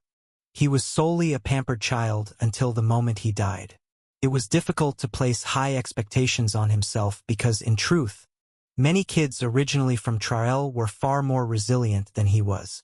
Take Raven for example, she definitely had stronger mental fortitude than he did. And yet he claimed to be far older than she was in terms of the mind. But both of them had grown up in completely different environments. Of course, Northern didn't know about Raven's upbringing. But at the least, he knew that his own was full of love, just like his old life before his parents passed away in an accident when he was in university. He had all the love he needed, saw himself so much as a child that it was a little hard to see himself as an adult. He became naive in a way. Northern gritted his teeth even harder. I wasn't naive. It was just. As he made that excuse, he felt his arrogance soar higher. He was being sincere with himself at the very least right now. Was he really that scared of dying? And if he was, who wouldn't be? None of them had to survive by munching on red crystals. There are no red crystals to save his butt right now. And yet he, of all people, knew that there are greater threats than even night terror out there. What was so bad with the idea of getting stronger in the Central Plains? Are there not drifters? Take, for example, the few paragons notable in the Central Plains. Did they have to come to the continent of Stelia, to this desolation, to be as strong as they are? And so what rule said that one needed a place like this to get strong? As much as Northern wanted to accept that notion, Helena's words bothered him more and more. Would Ruffsburg really just let him live should he get to the Central Plains? To make the whole thing worse, He had a special case where he found himself in a rift different from others. It was possible that Ruffsburg could have intentionally meant for him to be killed. Northern couldn't find a reason as to why the principal would want him dead. But he was a crazy bastard who sent hundreds of innocent students to the middle of a desolate place rigged with monsters. For what? Because the hardest steels are forged in the hottest furnace? Damn it! It was just a lunatic idea, one that a man with any semblance of humanity shouldn't have. Ruffsburg, that guy, deserved no mercy. Even death, at this point, would be letting him off the hook too easily. And right now, Northern hated to admit it, but he wasn't confident of defeating a paragon. No, not even a master. Which was why there was a need to get stronger, to become more adept with his range of abilities. But that did not mean he accepted everything Helena said. "Tsh, judging me like she knows a damn thing." None of them knew anything about him or what he had to face. So, at this point, why should he care about what they thought of him? He didn't ask anyone to place expectations on him, and he had no obligation to meet their judgments. But at the same time, he was open to constructive criticism of himself. At least he felt he was. Chapter 253. Strsi na fog. The scorching sun beat down mercilessly on the group of 3 ladies and 1 man, with the man walking a few meters behind them. Its unforgiving rays seared their skin and left them drenched in sweat. Each step they took became a struggle, the blistering heat sapping their strength and making the air feel heavy and suffocating. Their throats were parched, lips cracked and dry from the relentless dehydration. The ground beneath their boots was scorching to the touch, the sand so hot it felt like walking on burning coals. The blinding glare of the sun forced the brunette-haired lady among them to squint, reducing her vision to a narrow slit of clarity, ensuring they were heading the correct path. The boy trudged slowly behind them, a dark aura around him. His soft linen clung uncomfortably to his body, soaked with sweat and gritty with sand, while his pale, exposed skin had reddened. Breathing itself became a chore, each inhale bringing in air that felt like it had been heated in a forge. But still, he continued silently. They continued silently. As they walked forward, the blazing of the sun did not show any mercy. If anything, it seemed to be particularly merciless today, fiercely casting a relentless heat over the vast expanse of sand. The air shimmered, distorting the landscape with mirage-like illusions.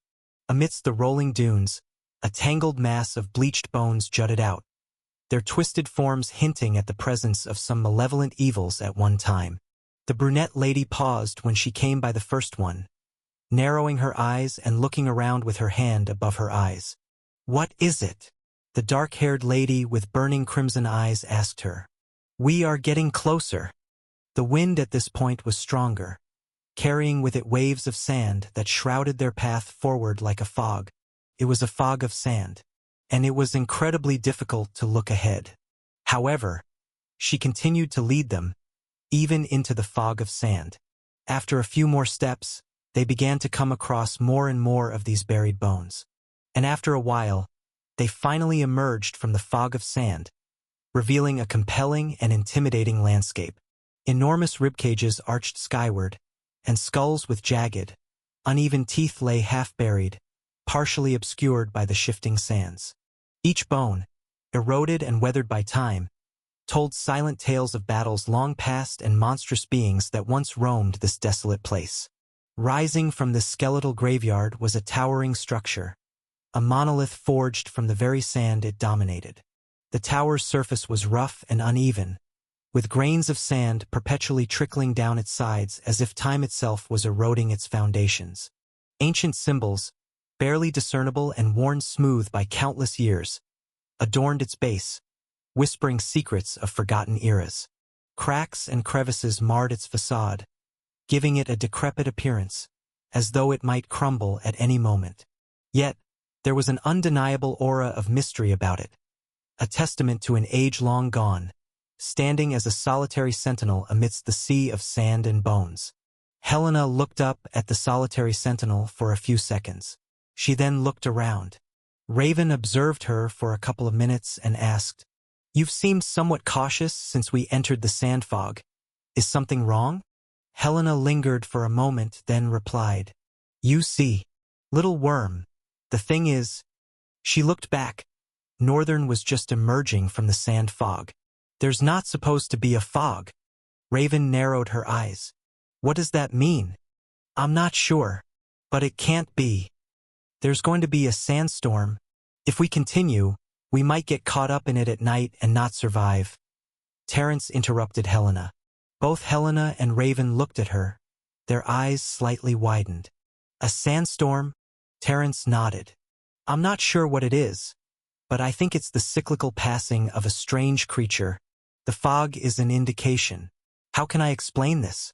What I can say is, it's a creature as dangerous as the Kirathon, but it cycles around a certain circumference in this area." Helena blinked. "I'm not sure what you mean, but I guess that means we can't continue further right now." Raven stared at her intently. Then she also asked, "Was this where you came to the other time?" Terence shook her head. "Not exactly, but the signs are the same." Helena folded her arms, thinking to herself for a while. She threw her eyes briefly over Terence to see Northern, who was still behind them, but instead of heading towards them, he was heading towards the tower. She raised a brow. "What is that silly flower boy doing?" Terence and Raven turned their heads to look. "I guess he's going to the tower?" Terence said. "Yes. Why?" A frown creased Helena's brows after she asked the question. "Maybe he knows too, that there'll be a sandstorm." Terence sighed. "Whatever the case, I don't think we should be going to the tower." Helena returned her gaze to Terence, inquisitive. "Why?" she asked. "I'm not gonna lie, I was even considering it. I mean, it looks like our best bet at hiding from the sandstorm." Terence shook her head, flapping her hair softly. "That tower is an anomaly due to the rift. It didn't exist 30 years ago. I've always seen it here, though. That is because it appeared a few months after the 4 cardinal rifts suddenly broke out." The revelation took Helena by surprise. She frowned seriously. "Are you sure?" "Yes." Raven thought for a while and chimed in. "I've never heard of such a thing happening." Terence allowed a slight frown on her brows as she responded to them. "I too have never experienced anything like it. There's this strange sense of warning not to enter there. Like I just feel we shouldn't be in that place. Perhaps it would pose an even greater threat than the sandstorm." She hesitated, then added, "Moreover, I don't think it will open its door to us. Many have tried to enter. No one has ever entered." Helena blinked rapidly, stuttering, I think Flower Boy just entered." Chapter 254, Ull's Warning. Terence turned, her head slightly tilted and her eyes widened. "Huh? How?" "Strikes me too," Helena commented. Raven was also staring at the entrance of the tower, which Northern had just gone through. She slowly pointed towards it and asked, "So, are we going?" Terence shuddered for a second. "It's dangerous," she muttered, seeming to shrink away in fear. "At the same time, we can't stay outside." "Terence, what's wrong?" Raven asked directly, her crimson gaze boring into the tender oracle's eyes. Terence was silent for a few seconds, unable to pinpoint exactly what was happening, but also couldn't deny the strong feeling of warning from Ull. To be precise, she lived by reading directions of essence, apart from her special abilities. This was how her perception of things functioned at the highest level. She could read the essence of things, of course, in a different manner than how Northern could. Because of her overwhelming soul essence, she felt connected to the voice of Ull stronger than normal drifters did. It was also because of this overwhelming soul essence that allowed her to pinpoint the direction of other essences, down to the minuscule essence in the air. Northern, on the other hand, had eyes that could see it. However, none of them knew that. So, Northern's action was very strange to them, one that demanded an answer. Plus, they'd been walking for quite a while. No one was saying it, but the thought of going to rest in the tower was somewhat blissful. Helena sighed. "Perhaps we would have to disobey Ull?" Terence's face contorted into a scary grimace immediately after Helena spoke, almost making the feral sage shrink back in intimidation.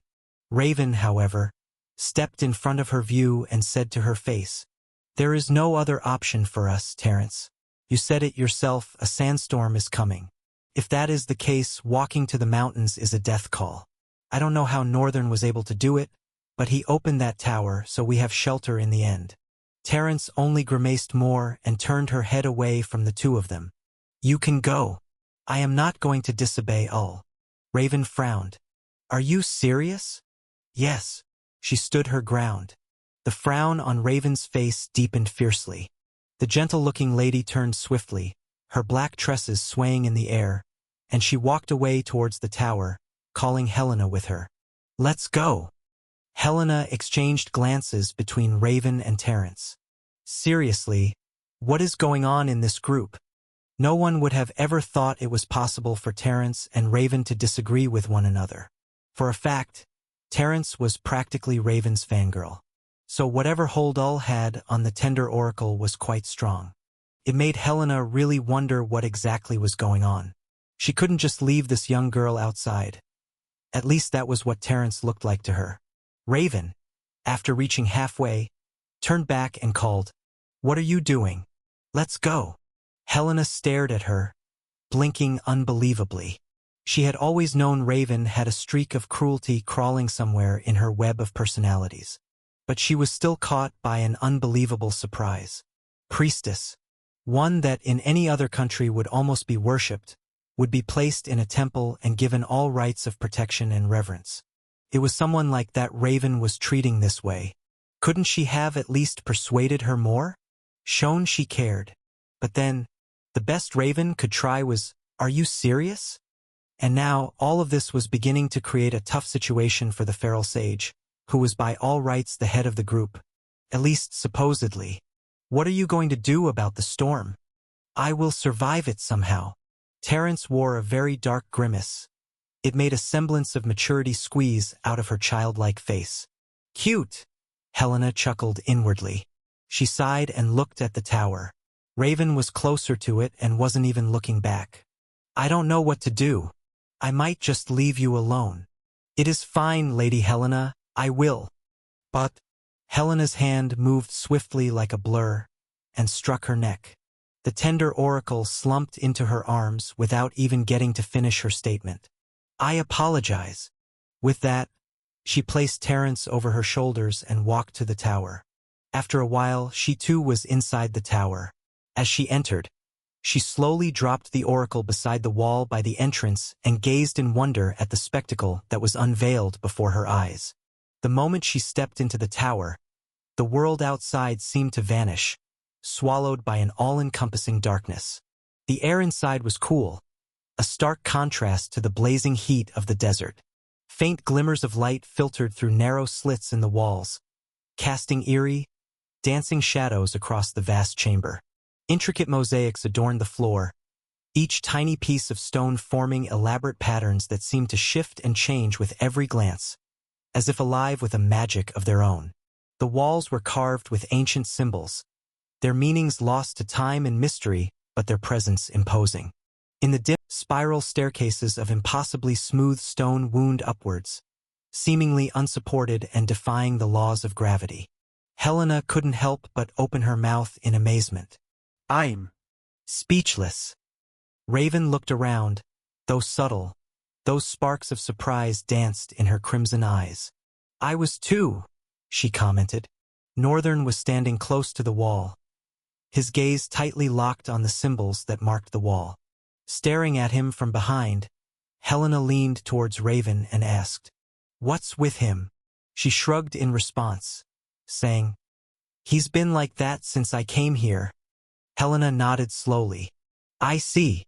She turned to look at the unconscious oracle. "You should have just left her," Raven said. "She'll learn when she almost loses her life." Shocked by her statement, Helena couldn't help but open her mouth with a pale expression. "What? Geez.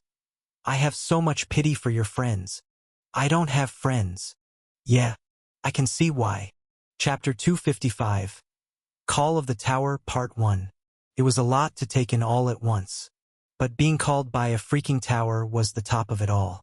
A few minutes ago, while the ladies trekked in front, Northern moved slowly behind them. The thickness of the sand fog was blinding, but not exactly for him. Perhaps that just meant he was getting to discover more things about his eyes than he thought. And after what had happened while he was extensively using chaos, he could see better. His vision was sharper and more accurate. It was like it went 10 times better than it used to be.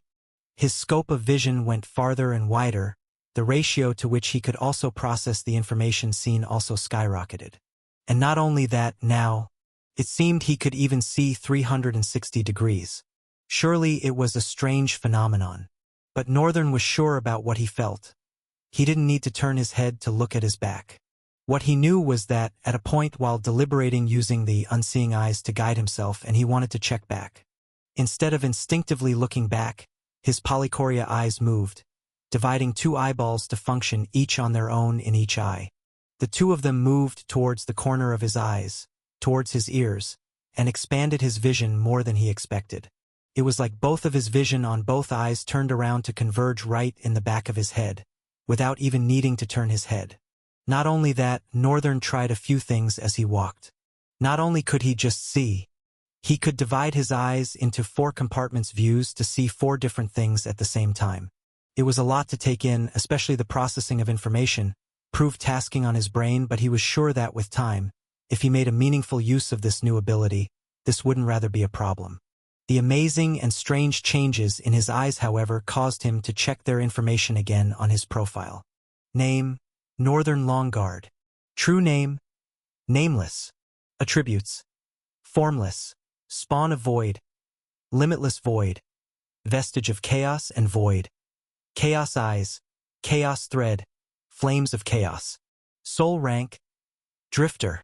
Void summons: 1/100. Talent fragments: 288/2000. Copied talents: 1/2. Own talents: 1. Attribute abilities: active/passive. September 10th. Owned items: Mortal Blade, Eternal Twilight, Silver Sword, Death Glare, and 5 others. Void summons: 1/100. Name: Chaos Eyes. Rank: Abyssal. Description: Your eyes have peered into the ligatures of chaos. You have seen their structures. Your hands have handed and weaved them in your interest. Starting with your eyes, your entirety is beginning to conform to the will of chaos. You harbor darkness and destruction. More information. All passive and active abilities have been seared into the essence of the eyes. They are the foundation on which Chaos Eyes operate and are not worthy enough to be singularized as an ability of their own. Continue to tread the path of chaos and perhaps your bond with darkness and destruction would open a truly worthy ability of Chaos Eyes for you. Somehow Northern couldn't tell if this was a good thing or a bad thing. At least with the description he saw, he could tell that something had happened to his eyes and perhaps a good thing to boot. However, the extra note sounded more like an insult than extra information. He sighed and dismissed the panel. At least now he knew his eyes were better. And so, to check if truly something had happened to the unseeing eyes, Northern needed to once again use it in particular. However, what unveiled before his vision was something entirely different. They were streams of blue, but instead of like thread-like weaves, they carried an orange-like hue within their depth and were like those ligatures. Only that now, there was no darkness. It was like they were flowing in this reality, sparkling with a blue and orange glow and casting forth an ethereal beauty before Northern's eyes. Each ligature was like a burning line, on a blurring race to its source, with a caricature of colors that beautified his surroundings in a radiance of azure and coral. And then suddenly, a particular line of ligature singled out, flowing in a darkish purple stream, very distinct from the rest. Even though the fog shrouded his sight, he could make out the source of the stream. His eyes zoomed in on it with little to no effort, causing his pupils to magnificently dilate. And there it was, the entrance of the tower. The purple stream of ligature was coming from the tower, and silently beckoning on him, blinking brightly and dimming again with a subtle but disturbing humming sound. Northern curiously followed it, till he walked out of the fog and ended at the entrance of the tower. The tower's door. There didn't look like there was a door there at all. It didn't look like there was an entrance. But following this particular stream of ligature, it was coming directly from within the tower. Something was definitely there that was somehow related to it. Not to say, there was this disturbing feeling in his soul. Northern couldn't pinpoint what it was exactly, but he also couldn't disregard it. So by all costs, he just had to see what it was that was beckoning unto him. Then his hand slowly scurried along the surface of the tower, slowly tracing towards that point where the ligature entered directly. And when it got to that point, Northern felt a vast amount of void essence sap out of him before he could even stop it from happening. It was like something just sucked them out. He was still worried when he began to hear an eerie creak. Slowly, a line split the wall of the tower from that point he had touched and formed a rectangular frame out, breaking forth dust and sand, as if the doors of the tower were being crafted in that very moment. And slowly it opened up to Northern. Curious and inquisitive of what exactly this was, Northern took slow and steady steps into the darkness of the tower. Chapter 256, Call of the Tower, Part 2. Northern walked into the tower, admiring its remarkable structure. The interior was chilly, welcoming him into a cool embrace that served as a sanctuary from the searing heat he was enduring outside. But it was more than that. Every corner, every element that made up this sentinel, exuded the craftsmanship of a being that has far transcended the limitations of mortality. Northern couldn't help but envision this as the handiwork of some kind of transcendent entity. But that was not what caught his attention or amazed him the most. There were intricately carved texts of some sort on the walls, crowding every nook like the inscriptions of a brilliant mind. Something about this place made him remember the ruin he and Night Terror had stumbled upon in the mountain. Something about it felt so familiar, and he couldn't help but be drawn to it. So he walked forward with his eyes fixated on them. When Northern stopped in front of the wall, directly opposite the main entrance, which also marked the point where the spiraling smooth stairs began, he took a deep breath and keenly examined what he saw. At first glance, they looked puzzling. Northern was certain that this was a type of runic script that was not studied in trial. After all, he was quite the writer and had studied 3 different languages, including symbolic representation and runic scripts. Although they had slight strokes here and there that could hint at a striking resemblance to Trial's runic writing style. But they were essentially different, in fact, vastly different from each other. The problem, however, was he could understand it. And the only scenario where he reckoned this could happen was when he could speak the monster language without ever learning or hearing it before. And now, he could comprehend these runic scripts, when he had never even seen them before. He could read them as if he were reading normal runic letters. He was almost deluded into thinking he was mistaken, that this could just be the runic script he was accustomed to in Trial. But no, Northern was sure. The strokes were too different to be it. It definitely didn't belong to Trial. However, he was beginning to consider the possibility that it could belong to another civilization. Else, it would have been impossible for the basis of both runic languages to be common. It made no sense. Northern flipped his white bangs and placed his hand tiredly on his forehead. He paused for a while. That was when Raven entered. However, he didn't need to look back to know it was Raven. All he had to do was unfocus his eyeballs on one eye and glance sideways to see. And then he focused on what he was reading. The texts were random, so it was tough to piece them together. Hence, Northern figured he needed to find the beginning of them. He paused and stood silently, thinking deeply about why he could understand these things. Why could he speak to a monster and converse like one? Something had to be at play in this situation. Something had to be involved. And honestly, he could think of a limited number of what it could be, and one of them stood out quite differently. The strange man in the beginning. Northern sighed and shook his head.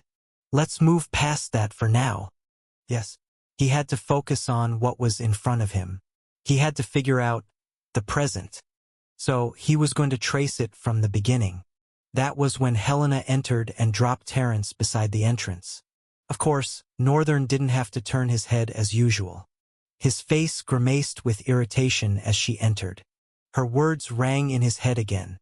In all honesty, people like her had to be the kind of people he hated the most.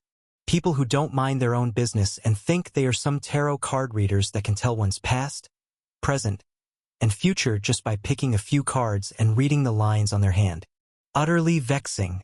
He seethed inwardly. As much as she irritated him so much, he couldn't fight against her.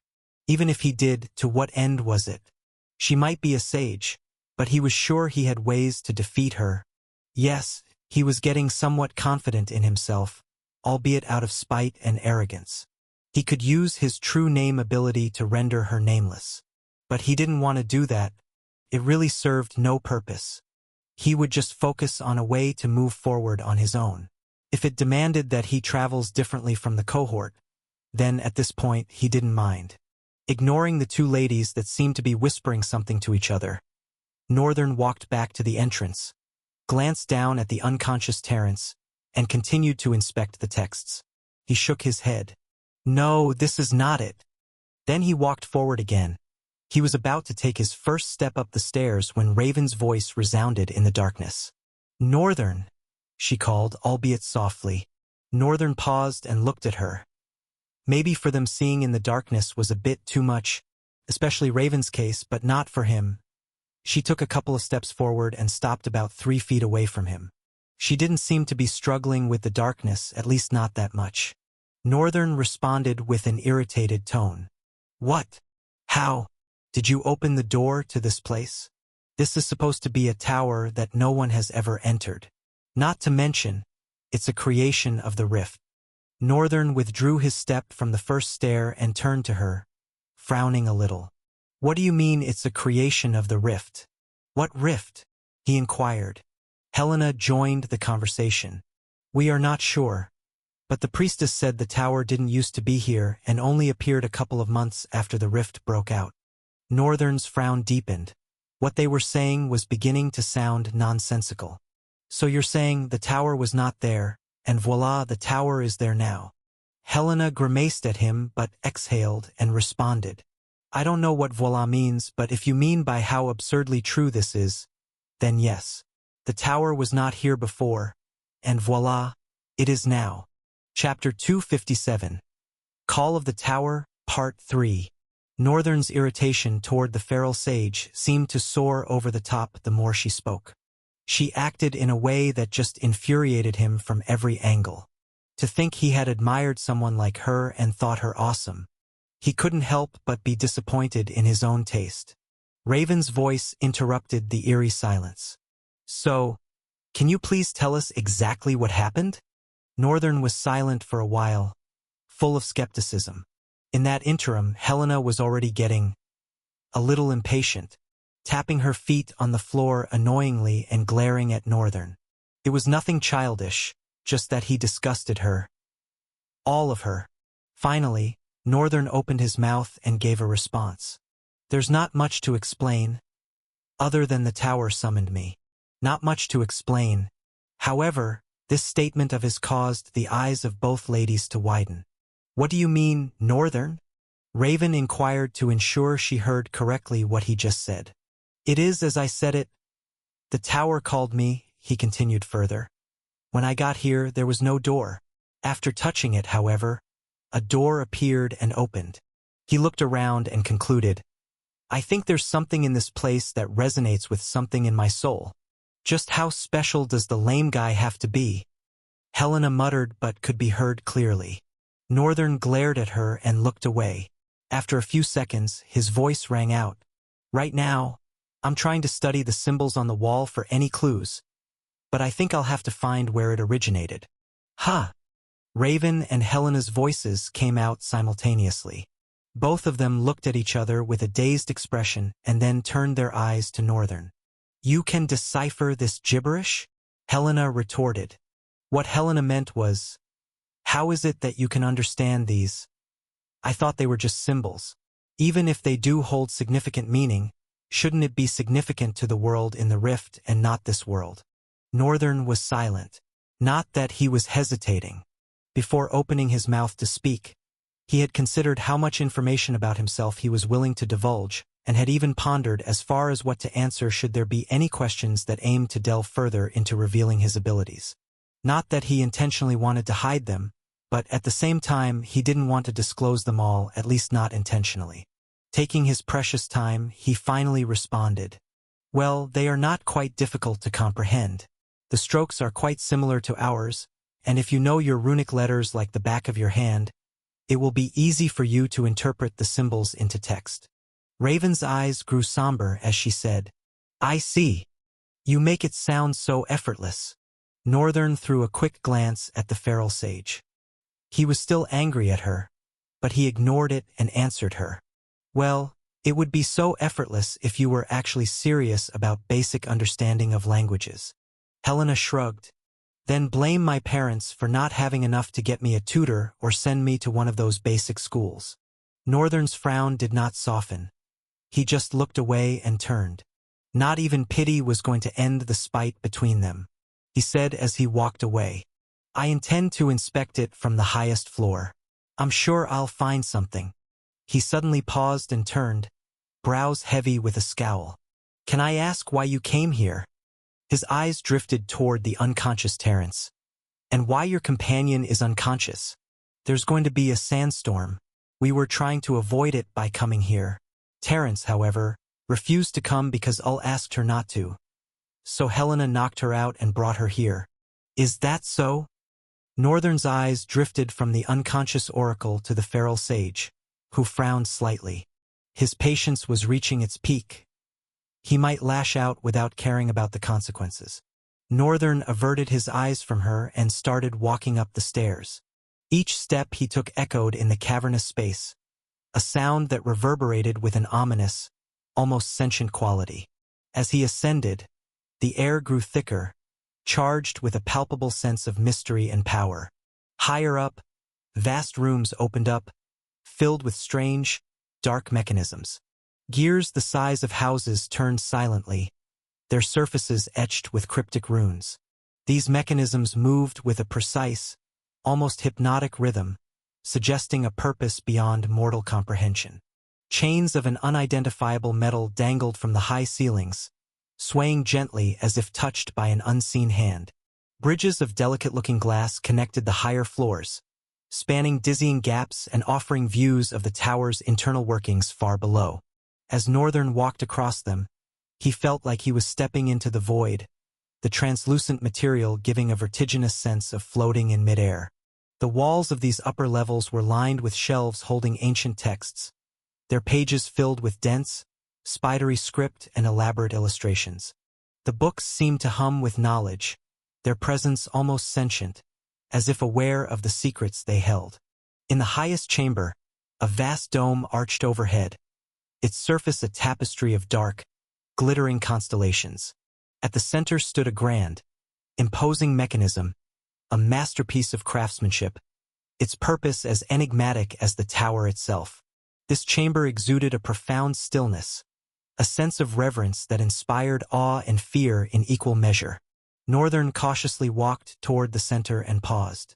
The mechanism, whatever it was, dominated the space like a dormant titan. Its base was a vast, circular platform, forged from an unknown metal that shimmered with a dark, almost liquid brilliance.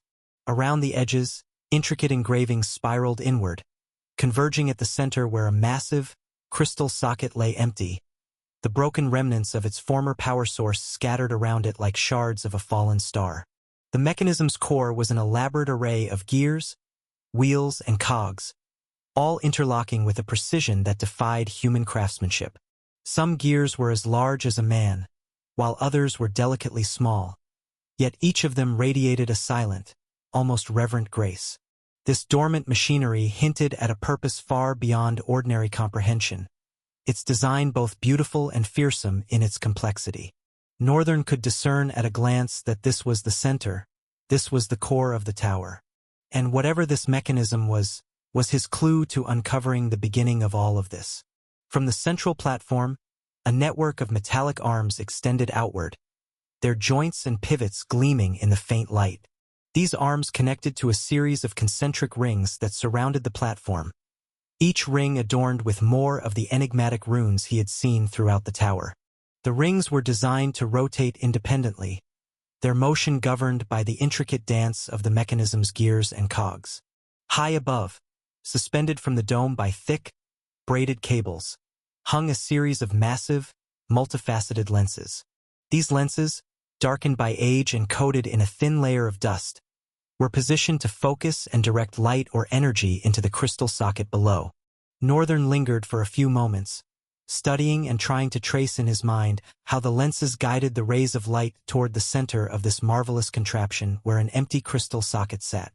The walls around the mechanism were lined with panels of ancient script and diagrams, so after doing that, he quickly moved and began to observe each text, each diagram. It took a while for Northern to grasp, but the moment he did, he paused, took a couple of steps back with his mouth open, and, trembling, his voice muttered, "The tower can move?" Chapter 258. Call of the Tower, Part 4. The scripts and diagrams on the wall described the process of activating the mechanism, channeling the crystal's energy through the gears and rings, setting the entire tower in motion. The engravings pulsed with a residual energy, as if the tower itself mourned the loss of its life force, the shattered crystal. This mechanism, though now silent and inert, exuded a sense of latent power and dark majesty. It stood as a testament to an advanced and mysterious civilization, its craftsmanship both a marvel and an enigma, promising untold potential if only its source of energy could be restored. And Northern now stood as the first sentient being to ever unravel those true meanings since the tower's appearance. If the tower could really move, then it was no mystery how they suddenly found it in this land after the rifts started appearing. But this would mean that the tower, at that time, had a pilot. It was highly improbable that the tower had just happened to move on its own. With the core of the gear, the crystal, broken, Northern suspected that something significant must have occurred here. He admired the gear for a couple more seconds, wishing he could truly control the tower's mechanism and move it. There'd be absolutely no need for him to search for some damn flying ship. He took the shards of crystal. They were gray and lusterless, seeming lifeless. Then he used soul eyes on it. Item. Name. Viri. Type. Utility. Rank. Unknown. Description. This crystal is cut out from the tree of Ayuva's citadel. That's all. That's all. Northern turned his eyes around, taking in the magnanimous entirety of the room. The tower could move, he knew that, but right now it was probably impossible to make it move. Except one way was to cut out another crystal from this tree in Ayuva's citadel. Where is Ayuva's citadel? Who is Ayuva? And how the hell could a crystal be cut out of a tree? Northern had many questions but for now, decided that he would put them on hold. After the description for the operation of the mechanism for the tower's motion, started a complex but amazing storytelling. One that Northern had been searching for all the while. Right at the entrance of the topmost room was where it started. It was a personal chronicle, one that the owner of the tower must have carved. The purpose for now was still unknown. However, Northern began to read. The scripts were arranged vertically from top to bottom, so he had to crane his neck for a little while. For someone with ordinary eyesight, even if they could understand the language, reading it that far up was impossible. But it wasn't for Northern, who now had chaos eyes. He could discern every letter, carefully reading along. It took time, but Northern was oblivious to the passage of time. His legs moved slowly as his reading progressed. At some point, a loud thunderstorm resounded outside the tower, one that caused an incandescent reflection of light to blink. But it quickly disappeared, chased away by the calm and peaceful darkness of this sentinel tower. Northern, meanwhile, was not even aware of all this. He just continued to read. Sometimes, his expression would pale. Sometimes he would narrow his eyes to slits.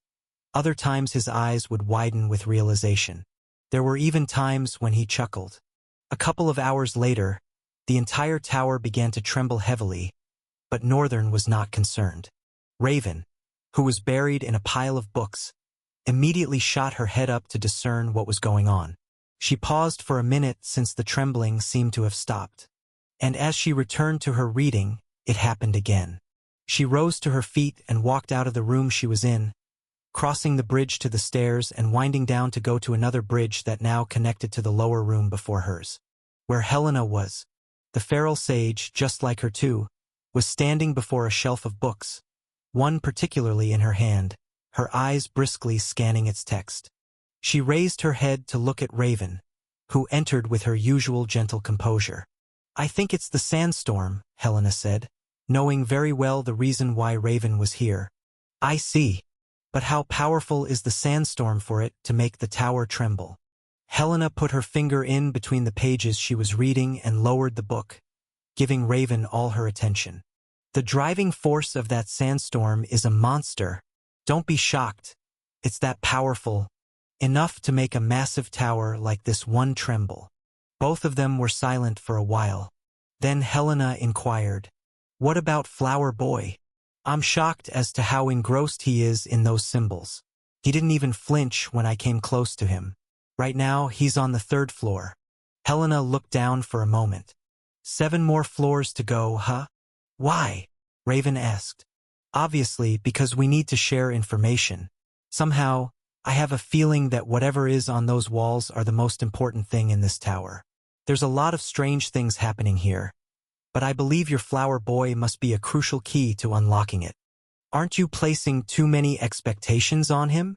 Raven asked with one raised brow. Helena shrugged with both shoulders. "I'm not the one that can read texts, but I no expectations of any sort. All we need is information to get what we are looking for." Raven looked away for a second. There was no record of the Lord of Lutherlywan entering the tower. "He probably didn't," Helena added. Raven looked outside. "Which makes Northern the first?" "Exactly. Makes him quite special, doesn't it? If only he would actually prove to be more." Raven turned back to her, but with a deep frown. Her frown caused Helena to inquire arrogantly, "What? Don't do that," fiercely Raven intoned. "Don't do what? Don't project your thoughts on him like that. He is what he is and will be what he will be. You are not the moral compass of this group." Helena raised her chin a bit. "It's cute seeing you take his side like that." Moral campes. She scoffed. "I wouldn't even dream of being such a wretched thing. I just want to get this over with and leave this land as a victor, not a runner." Once more, the tower trembled. Chapter 259. The Burden of Faith, Part 1. The sandstorm continued, shaking every inch of the tower powerfully, but the sentinels stood strong, unfazed, withstanding the mighty force that was crashing against it. Terence sat cross-legged at the base of the tower where she woke up, a deep frown etched on her face, and her eyes were closed, while Helena and Raven continued to read whatever they could, going from room to room. The sandstorm, with deafening roars of thunder, or so it seemed, continued, and Northern's focus did not waver through it all. The white-haired kid continued to study the scripts on the wall, flavored by different moods at different times. But alas, he was finally back at the 10th floor, which served as the base of the tower. He continued to read until he got to the entrance, around where Terence was seated. Despite being near her, the Oracle did not open her eyes. Instead, she just shifted a little so Northern could have his way with whatever they were doing. The doors of the tower had long been closed, and everything was shrouded in an encroaching darkness. At a time, the subtle glow that was seeping in from slight cracks all disappeared, hinting at the presence of the night. There were a few glows in the darkness, some certain symbols and Northern's azure eyes. He finally paused as he looked down and shivered with a pale face. "What? The last path is missing? Or rather, he didn't get to finish it?" There was a start of a statement connoted by a single stroke, but it seemed like the writer had hesitated at the last minute and decided not to write down the most important thing in his chronicle. Northern couldn't help but be so angry. It was a lot of suspense. He grimaced at the texts and fell back, landing on his butt and leaning on his hand. "Damn, I'm tired," he muttered to himself. He had probably been standing for over 6 hours and wasn't even self-aware because of how absorbed he was in the script. It made him remember days where he would study for exams and read 12 hours straight with 20-minute breaks every 3 hours. Those were days when he truly enjoyed himself. Maybe I should consider becoming a scholar. That way I'd have access to a lot of books and spend most of my time reading. Northern was book-smart. He knew how to comprehend hard subjects and had a knack for accurate and precise mathematical problem-solving abilities. Also, in collaboration with, to an extent, a retentive memory. But there was a vast difference between book-smart and street-smart. While being book-smart was commendable, it didn't earn one survival in the harsh society, not of Earth, not of trial. And that's why Northern had lost on Earth before. Yet, he was making the same mistake, slowly heading towards his loss in this world too. But this time was different. At the very least, he was being objective and ascertaining himself. And surrounded by, well, people who spoke the truth, even though he didn't trust them. After a while, everywhere became silent, in a way deafening too. Northern laid on the ground, his eyes closed, ruminating on all that he had read just now. "Are you that happy?" Terrence's voice interrupted his thoughts. He opened his eyes and raised his head to look at the oracle. Her eyes were still closed. "Happiness is not the word. It's just exciting." "I see." Her voice simmered down after that. Silence ensued for a couple more seconds before Northern's voice came forth. "You seem angry." "That's because I am." Her response and tone were as sharp as a dagger's edge. "Why?" "All warned me not to come. But at the same time, they said you gave the warning of a sandstorm." He tried to be cautious with his tone and the words he used. "I know." The girl's frown seemed to soften a little. "I wish I had an answer too. But I am a vessel that houses favor from all. If her voice comes today and asks me to die, then I have no choice, Northern." I will gladly die. Her life must suck. Northern couldn't imagine himself dying because someone else deemed it so. Not in this life, not ever. Which was one of the reasons he detested religion. Fanatics who took to the extreme commandments of beings painted by legends and myths. But on the other hand, all was real. The origins were, and the tyrants too. But something bothered him. Cautiously, he looked at Terrence and opened his mouth. "Terrence, I have a question." The oracle turned her head to him and smiled, without opening her eyes. "This is the first time you have called my name." Northern wore a face of slight shock. He didn't even notice. "You can ask your question." His gaze became a little more serious than before. Do you think she is an origin, tyrant, or a god?" Terrence was silent for a while. She hesitated but spoke, firstly saying, "I'm not sure what you mean by god." "Right. She doesn't understand what a god is." There were some words that, in the common language of Trial, were untranslated. Northern had by his own self put the words together from his knowledge of alphabets, but yet no one understood it, simply because it didn't exist. It had happened with his parents again, and Northern had tried to be careful, but this time it just spilled because those were his thoughts in actuality. He was beginning to consider the chances of Ul being an actual god, or in this case, goddess. Terrence breathed and said, "I'm not sure myself. After knowing about the history of the rifts, the existence of the tyrants, and the origins, I have asked myself so many controversial questions about Ul. The knowledge that was passed down to me goes as thus. Ul is a convolution of stars, the line that connects one constellation to another. And you know what constellations are, right? A bodification of souls, to put it in a way, they were the first materialization to ever exist, and Ul is considered their mother and the mother of the world." Chapter 260. The Burden of Faith, Part 2. In Trael, the months are named after each one of these constellations to honor them. They weren't particularly gods. In fact, in no history have they ever been noted taking action on their own. In a sense, they were almost non-existent. But the core of their importance to the world, especially to drifters, was that when one became a sage, their soul took on a personality, and it was usually one of these 12 constellations. That did not mean one's soul conformed entirely to the embodiment of that constellation. It just meant that the said constellation served as a foundation for their soul's personality and much more, their stellar body when they became paragons. Terrence nodded to what Northern said and responded, "As a vessel of Ul, I was taught by my mother not to have any shred of doubt, as it could turn out to be a very dangerous weapon sharpened against my own self. Even if all is wrong, then I am wrong. Such is my fate. She paused for a heartbeat and continued, I am not granted the freedom and liberty to choose when it comes to all. And I am content with that life. I didn't choose it, and I most certainly don't want to end it. Northern sighed. Is it difficult?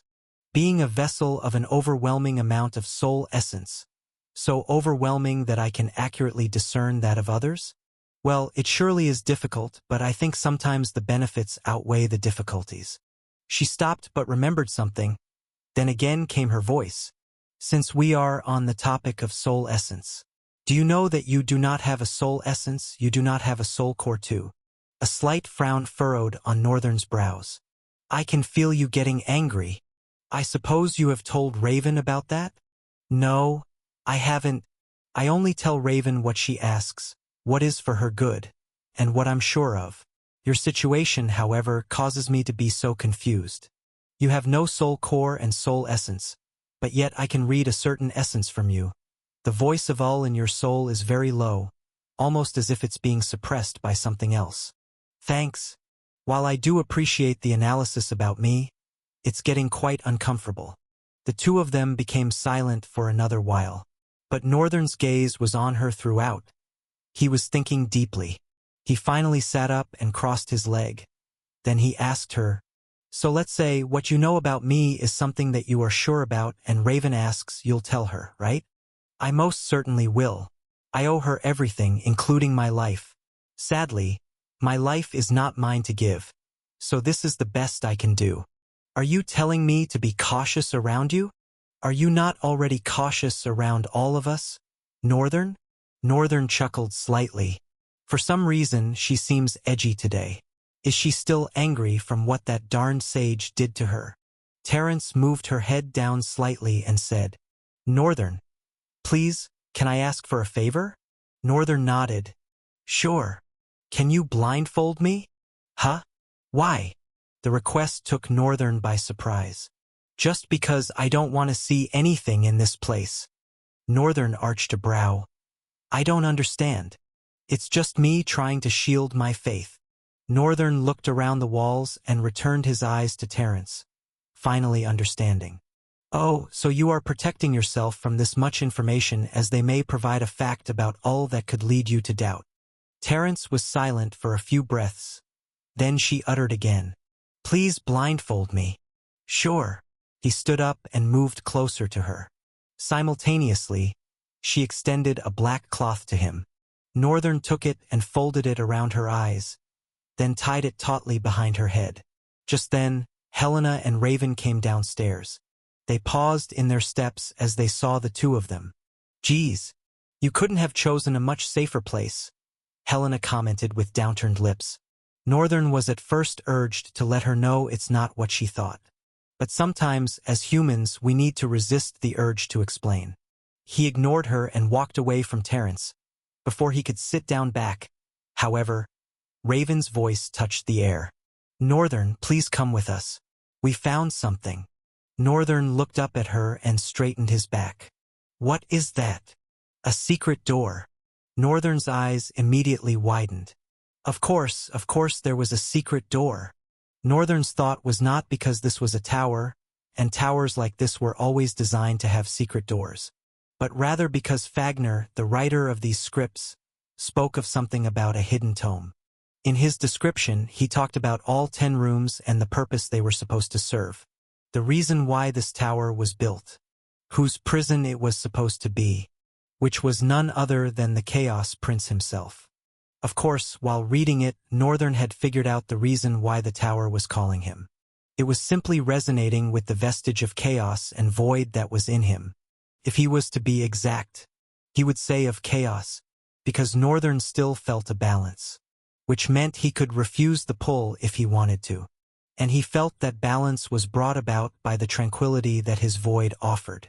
Perhaps this was what the Chaos Prince himself was trying to achieve. He was trying to balance chaos so much, which was why he went ahead to split the sun.